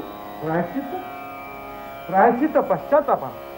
मला जर पश्चातापच होत नाही तर प्रायश्चित्त घेण्याचा प्रश्न आलाच कुठं? अस्पृश्यता हा माझ्या जीविताचा पंचप्राण आहे आणि हा एकदा नष्ट होईपर्यंत तो चालूच राहणार आहे. देहांत शिक्षेची धमकी कुणाला देता? अनाथांच्या, अपंगांच्या सेवेसाठी ज्या दिवशी तन मन धन अर्पण केलं त्याच दिवशी आमची देहावरची सत्ता गेली. आमचे देह जाळून त्याची राख केली तरी त्या राखेचा प्रत्येक कण अस्पृश्योद्धाराच्या किंकाळ्या मारत सगळ्या भरतखंडात धिंगाणा घातल्याशिवाय राहणार नाही. स्वामी महाराज, आपण धर्मज्ञ आहात, धर्मात्मे आहात. प्रचलित धर्माच्या स्नेहशून्य ताठरतेची आपल्याला कल्पना आली असेल तर आपण उठा आणि भटा भिक्षुकांचं प्रतिनिधित्व करण्यापेक्षा संत ज्ञानदेव, नामदेव, सुखोबा महाराज यांच्या भागवत धर्माची भगवी पताका हाती घ्या आणि साऱ्या हिंदू समाजाला माणुसकीचा धर्म शिकवा. त्या गावोगावच्या भटा भिक्षुकांपेक्षा अवघा भारतखंड आपल्या पायाची जय जयकार करीत लोळत घेईल. आणि आपल्याला हे मान्य नसेल तर करा शिक्षेचा पुनरुच्चार. आम्ही आनंदाने ती भोगायला तयार आहोत. याच्या अंतःकरणाच्या तळमळीने आमच्या पोत्यात धर्माच्या अभिमानाचा फोलपणा चांगला सिद्ध झाला आहे. असं भूतकाळात पडू नका. देहांत शिक्षा पार पाडायला समोरच्या मंडळीत आमच्यासारख्याची उणं नाही पडणार. शास्त्रीजन हो, विवेक प्रामाण्य श्रेष्ठ का ग्रंथ प्रामाण्य श्रेष्ठ हा मुद्दा प्रस्तुत वादात महत्वाचा आहे. आम्ही ग्रंथ प्रामाण्य श्रेष्ठ मानतो. भोजन प्रामाण्य श्रेष्ठ मानतो. या धर्मग्रंथांच्या उलथापातीपेक्षा आपल्या मनाच्या उलथापातीनच या दीन जनांचा उद्धार होणार आहे. काळाप्रमाणे काळजाचे सेवन बदला आणि विवेकाच्या प्रकाशात दुनियेकडे पाहायला शिका. बाप हो, या 2.5-3 कोट धर्म बांधवांना माणुसकीनं वागवण्याची आपल्याला अक्कल नसेल तर आपल्या मोक्ष प्राप्तीच्या वल्गनांवर शैतान देखील विश्वास ठेवणार नाही. ही गोष्ट आम्हालाही पटते.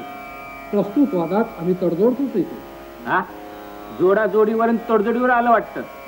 महात्मा, बामनं काय म्हणतात? बामने म्हणतात बिरमदेवाचं टक्कुर. ब्राह्मण ग्रंथ प्रामाण्य मानतात, अंतजोद्धार ग्रंथ प्रामाण्याशी विसंगत आहे. तेव्हा पैठणमधील सामाजिक असंतोष मिटवण्यासाठी एकनाथ अंतजोद्धाराचा त्याग करायला तू तयार आहे? प्राणांचीही नाही. आमचा गळा कापला तरी आम्ही या गरिबांशी बेमान होणार नाही. कुंडलेख वरदा अस्पृश्यता विध्वंसनासाठी ब्राह्मण्य विध्वंसन केला सुद्धा मी तयार आहे. ब्राह्मण्य गेलं मग राहिलं तरी काय? हिंदुत्व, जबरदस्त संघटित हिंदुत्व, त्या हिंदुत्वाच्या टिकवण्यासाठी आपण अस्पृश्यांना जवळ केलं पाहिजे. एवढंच काय, पण जो ब्राह्मण्याचा बिनशर्त बळी देईल तोच खरा ब्राह्मण म्हणून सारं जग त्याच्या माणुसकीची गीता गाईल. चांडाळ अंत्यजांसाठी ब्राह्मण्याची होळी. वाह वाह रे अस्पृश्य आणि धन्य त्याचा उद्धार. ओम शांती शांती शांती. असलं विकट हास्य तुम्हाला शोभत नाही. आज तुम्ही त्या दीन अस्पृश्यांची असून टवाळी करता, पण त्यांच्या हृदयात पेटलेल्या खिडकीकडे दुर्लक्ष करू नका. खिडकीच आहे ना? आग लागली नाही ना अजून. आग लावायचा मान तुमचा, तुम्ही लावाल तर लागेल. हे पहा, ती खिंडी विझवण्याचा प्रयत्न आपण आजच केला पाहिजे. नाहीतर त्याच्या आधीमध्ये हे गुलाम आणि आपण शिवजो सारे जळून खाकू.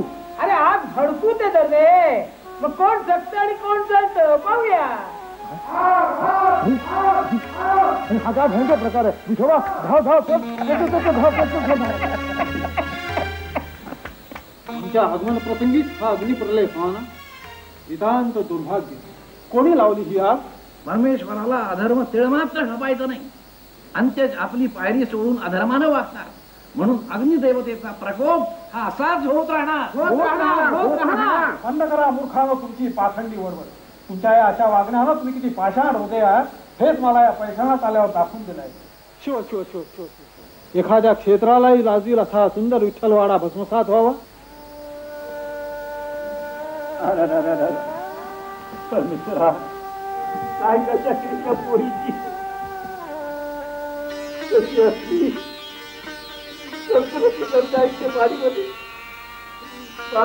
बाहेर काढलं आणि पगारची पोरी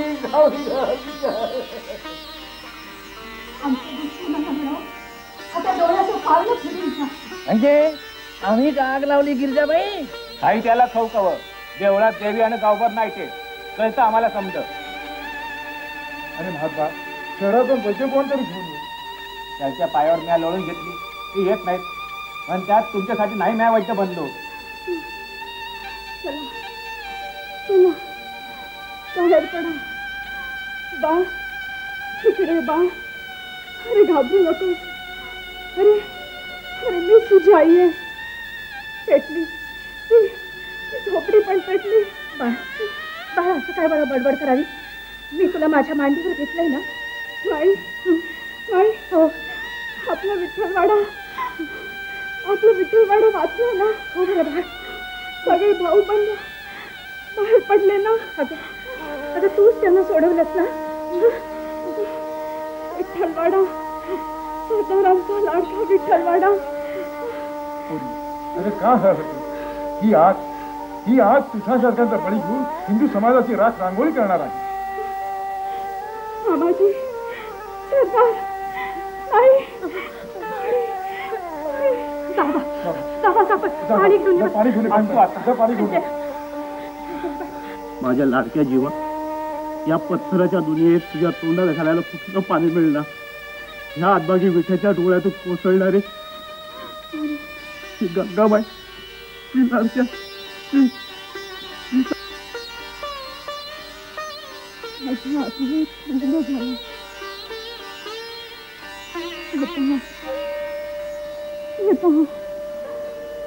माझं शिलेदार आलंय. घोड्यावर बसून आलंय. येऊ मी आले. हो आले.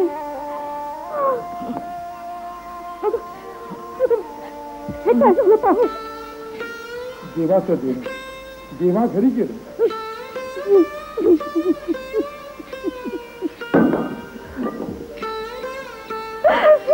गावा आपली सीता गेली रे.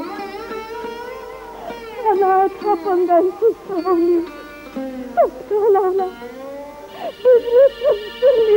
गिरजाबाई, तुम्ही रडताय? ही रडायची वेळ आहे. विठोबा, तुमच्या घराण्याची होळी झाली हो, होळी झाली. त्याची सगळ्या विठ्ठलवाडीची झाली बाई. समाजाच्या उद्धारासाठी संसाराच्या घरादाराच्या होळ्या पेटवाव्या लागतात. ते तुम्ही मायबापांनीच आम्हाला शिकवलं ना. माझ्या वेस्कर घराचा उद्धार झाला. ह्या आत्मज्ञानानं जनता जनार्दनाच्या काळजातील माणुसकीची गंगा प्रगटल आणि आमच्यासारख्या अभागी अस्पृश्यांना मायेच्या थंडगार पाटांनी ओली चिंब करत. धिक्कार आपण आमच्या ब्रह्मज्ञानाला आणि ब्राह्मणांच्या अहंकाराला. हे काय आपण हे काय बोलताय? स्वामी महाराज, असे प्रकार जोपर्यंत गावोगावी चालू आहे तोपर्यंत कोणत्या ना कोणत्या जबरदस्त सत्तेच्या गुलामगिरीशिवाय हिंदूला कोणता मोक्ष मिळणार आहे? एकनाथ, तुझ्या विवंचनेची तिढीक आम्हाला पटली. हे हृदयविदारक दृश्य बघून आमच्या मतपरिवर्तन झालेलं आहे. अस्पृश्यता आहे महापाप आहे. आमच्या भवितव्यावरचा तो महाकलंक आहे. विठोबा, तुला अंतज म्हणणाऱ्यांच्या जीवात फडल्या पाहिजे. तुझी ही त्यागमय मूर्ती बघून तूच खरा ब्राह्मण, तूच खरा ब्राह्मण म्हणून तुला हृदयाशी कवटाळण्यातच आमची माणुसकी सिद्ध होणार आहे. या मोहनलाल, कसं वाटलं नाटक? वा वा केशवराव, फारच छान नाटक लिहिलंय तुम्ही. तुम्ही स्वतः पाहिलं. मी काय कोणाची निंदा नालस्ती केली आहे? शेव, या नाटकात ज्यांना बामण निंदा दिसते ते एक तर आंधळे नाही तर लफंगे तरी असावेत.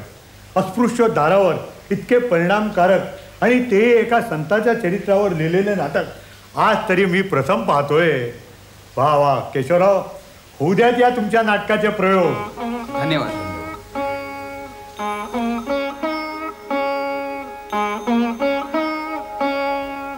केशवराव, या वाचनशेठ. केशवराव, अस्पृश्य थरावर इतके हृदय पिळवटून टाकणारे परिणामकारक नाटक आम्ही आजच पाहिला. हे नाटक पाहून अस्पृश्यतेची किडस न येणारा माणूस माणूस म्हणता येतच नाही. फार फार सुंदर नाटक लिहिलेत आपण. काय सांगता, नाटकाचे प्रयोग पुन्हा चालू झाले. श्रीयुत भाऊराव पाटील एके सकाळी माझ्या बिराडी आले. दादा, ही सगळी परिस्थिती अशी आहे, बोर्डिंगाच्या खर्चाची तोड मिळवणी काही होत नाहीये.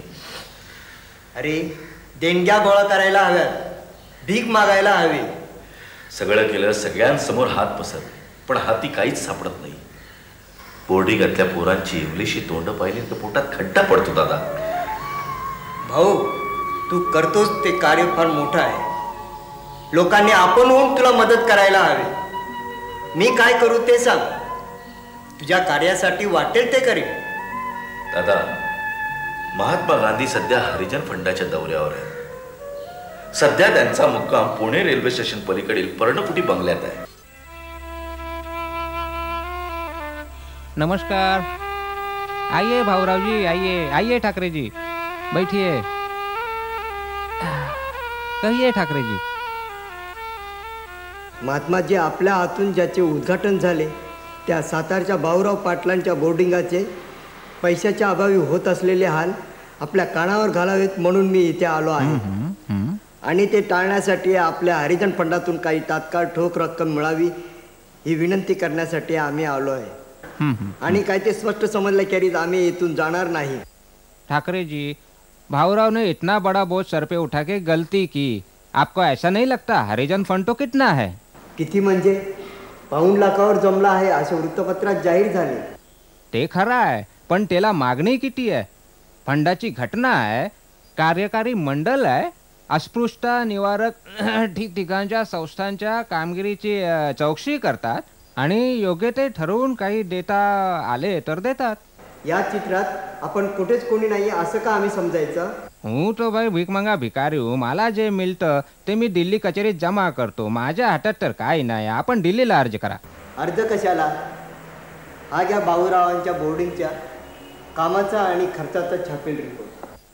एवढा मोठा रिपोर्ट वाचायला मला वेळ कुठे? मी तो हमेशा फिरत असतो. तुम्ही रिपोर्टचा सारांश काढून दिला तर मी तो फुरसतीनं वाचेन. आम्ही कशाला सारांश काढायला हवा? हे बसलेत गंगाधरराव, यांना सांगा सारांश काढायला. आपण मला म्हणालात भाऊरावाने पैशाची तरतूद केल्याशिवाय बोर्डिंगचे काम कशाला अंगावर घेतले? स्पष्ट बोलतो, क्षमा करा. अस्पृश्यांच्या उद्धारासाठी तनमनाने जे कोणी काम करत आहेत ते आपापल्या परीने झटत झगडत आहेत. मीच काय तो एकटा हरिजन उद्धारक आहे असा आपला समज असेल तर तो चुकीचा आहे. नुकतेच माझ्या अस्पृश्य उद्धारावरचे नाटक खरा ब्राह्मण रंगभूमीवर येताच पुण्यातल्या ब्राह्मण मंडळीने केवढे मोठे काऊर केले हे आपल्या कानावर आले असेलच. हे खरं आहे गंगाधरराव? हो, आजच्या सकाळ दैनिकात काही मजकूर वाचला होता मी.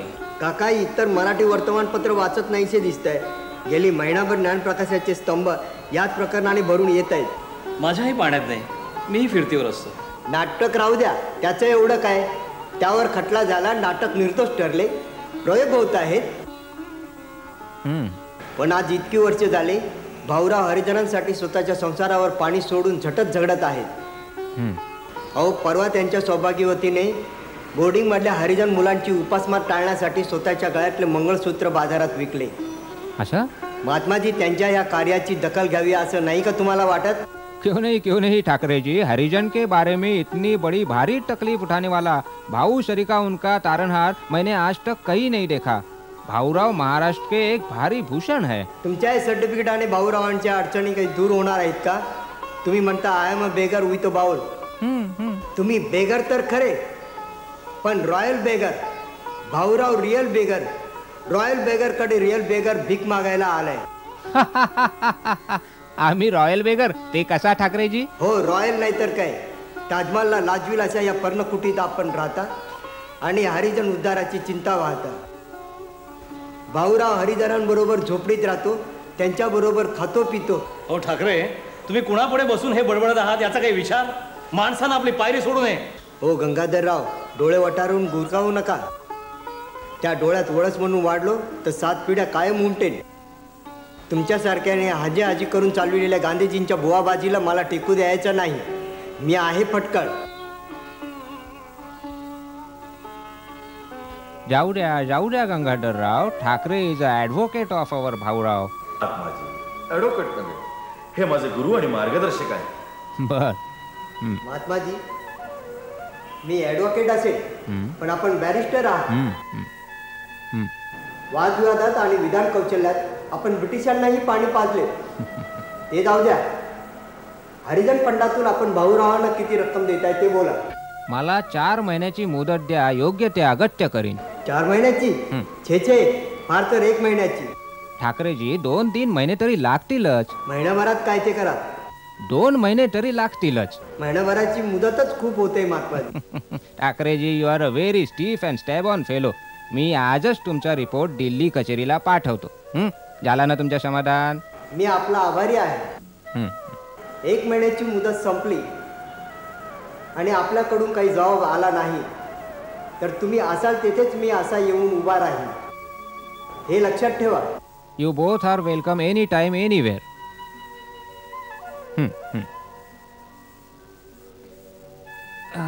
गंगाधर जी, ये उनका रिपोर्ट.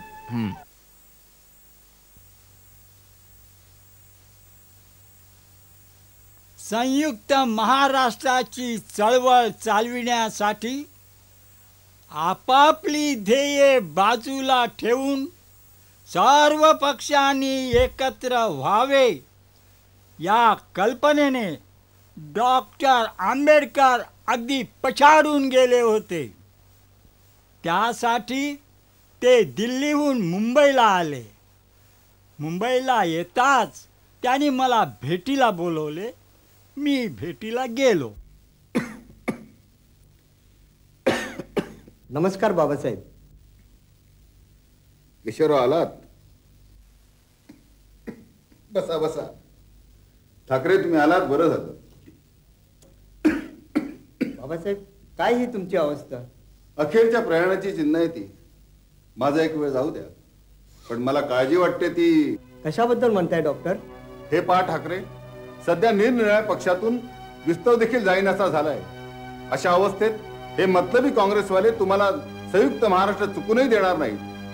आपापल्या ध्येयाची गाठोडी खुंटीला टांगून सगळे पक्ष एकवटतील तर माझा शेड्यूल कास्ट फेडरेशन त्यात अगत्य भाग घेईल. मला तसं वचन द्या. मी तसं वचन देतो. माझा शेड्यूल कास्ट जिब्राल्टर सारखा तुमच्या पाठीशी उभा राहील. मी तसं जाहीर करू का? डॉक्टर अगत्य जाहीर करा. डॉक्टर आंबेडकरांची ही मुलाखत मी प्रसिद्ध केली. त्याचा अगदी अनुकूल परिणाम झाला. सर्व पक्ष समितीमध्ये एकवटले, एकत्र झाले.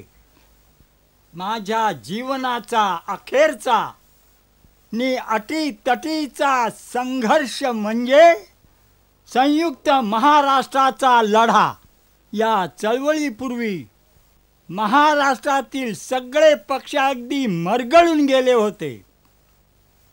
बाबासाहेबांच्या सूचनेप्रमाणे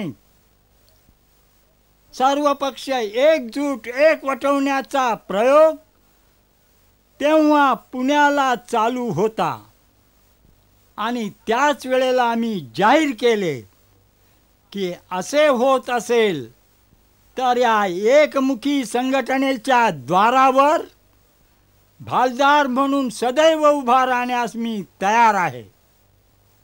या सर्व पक्षांच्या एकवटीने संयुक्त महाराष्ट्राची चळवळ अगदी फोफावली होती.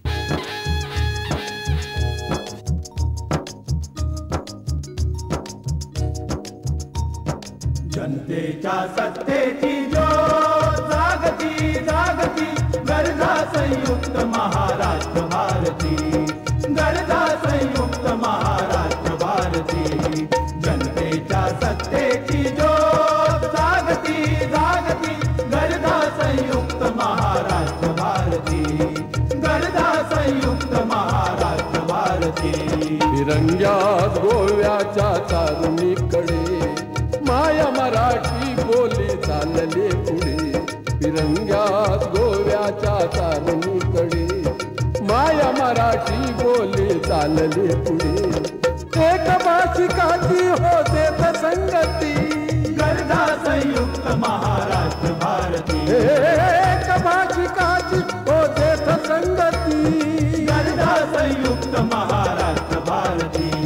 जनतेच्या सत्तेची ज्योत जागती जागती गरजा संयुक्त महाराष्ट्र भारती.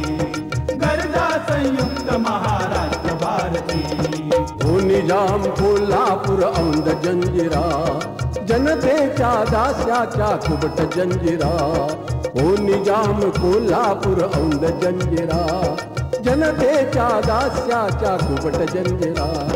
मोडील त्या एक महाराष्ट्र संस्कृती गरजा संयुक्त महाराष्ट्र भारती.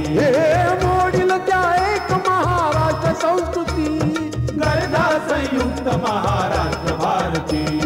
जनतेच्या सत्तेची ज्योत जागती जागती गरजा संयुक्त महाराष्ट्र भारती.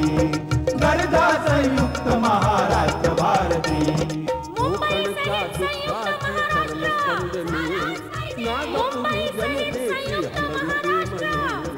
कोकणच्या दुःखाची तरल स्पंदने नागपुरी जनतेची हलविते मने. माया एक धरणीला देत मानती गरजा संयुक्त महाराष्ट्र भारती. माया एक धरणीला देत मानती गरजा संयुक्त महाराष्ट्र भारती. जनतेच्या सत्तेची ज्योत जागती जागती गरजा संयुक्त महाराष्ट्र भारती. गरजा संयुक्त महाराष्ट्र भारती. शेतकरी जमिनीचा येतल्या धनी कामगार जनतेचा येत अग्रणी. शेतकरी जमिनीचा येतल्या धनी कामगार जनतेचा येत अग्रणी. श्रमजीवी सत्तेची देत शाश्वती गरजा संयुक्त महाराष्ट्र भारती. श्रमजीवी सत्तेची देत शाश्वती गरजा संयुक्त महाराष्ट्र भारती. जनतेच्या सत्तेची ज्योत जागती जागती गरजा संयुक्त महाराष्ट्र भारती. गरजा संयुक्त महाराष्ट्र भारती. सह्य पठारीच्या तेजस्वी रणकथा रंगती शाहीर मुखे अजून ऐकता.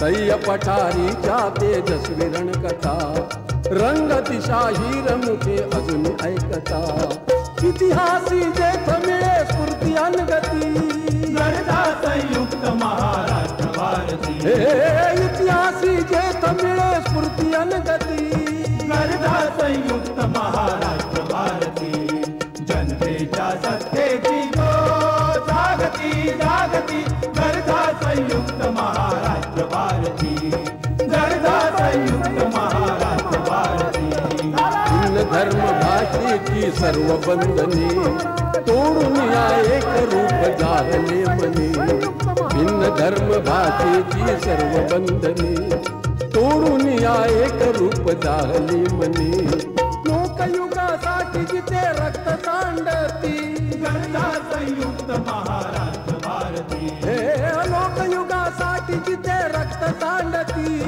गर्दा संयुक्त महाराष्ट्र भारती जनतेच्या सत्तेची जागती जागती गर्दा संयुक्त महाराष्ट्र भारती गर्दा संयुक्त महाराष्ट्र भारती जनतेच्या सत्तेची जागती जागती गर्दा संयुक्त महाराष्ट्र भारती गर्दा संयुक्त महाराष्ट्र भारती गर्दा संयुक्त महाराष्ट्र भारती.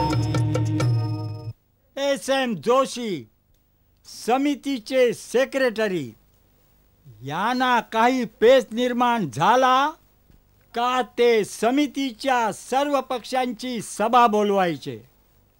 अशा सभांना आत्रे आणि मी 2-3 वेळेला गेलो असताना तेथील तो फापट पसारा पाहून अगदी वैतागलो. शिवजयंती निमित्त आझाद मैदानावरून समितीची एक भव्य मिरवणूक काढण्याचे ठरले. शिवाजी पार्क मधल्या शिवरायाच्या पुतळ्यासाठी मिरवणुकीच्या मार्गावर सीलबंद डबे फिरवून फंड गोळा करण्याचे काम प्रत्येकाने अंगावर घेतले. मिरवणूक गाजली, गरजली आणि डबेही फिरवले. पण महाराजा डब्याचा हिशेब मी विचारला तर म्हणाले, डब्यात एकही भोकाची दिडकी पडली नाही. संयुक्त महाराष्ट्र समितीचा कट्टर अभिमानी आचार्य आत्रे महाराष्ट्र राज्य स्थापनेचा महोत्सव करण्यासाठी आत्रे आणि मी आम्ही दोघांनी स्थापन केलेल्या जनता आघाडीने या महोत्सवाचा सगळा खर्च केला. या महोत्सवानंतर सगळ्या चळवळीतून मी संन्यास घेतला. हा माझा तुम्हाला अखेरचा प्रेमाचा मुजरा.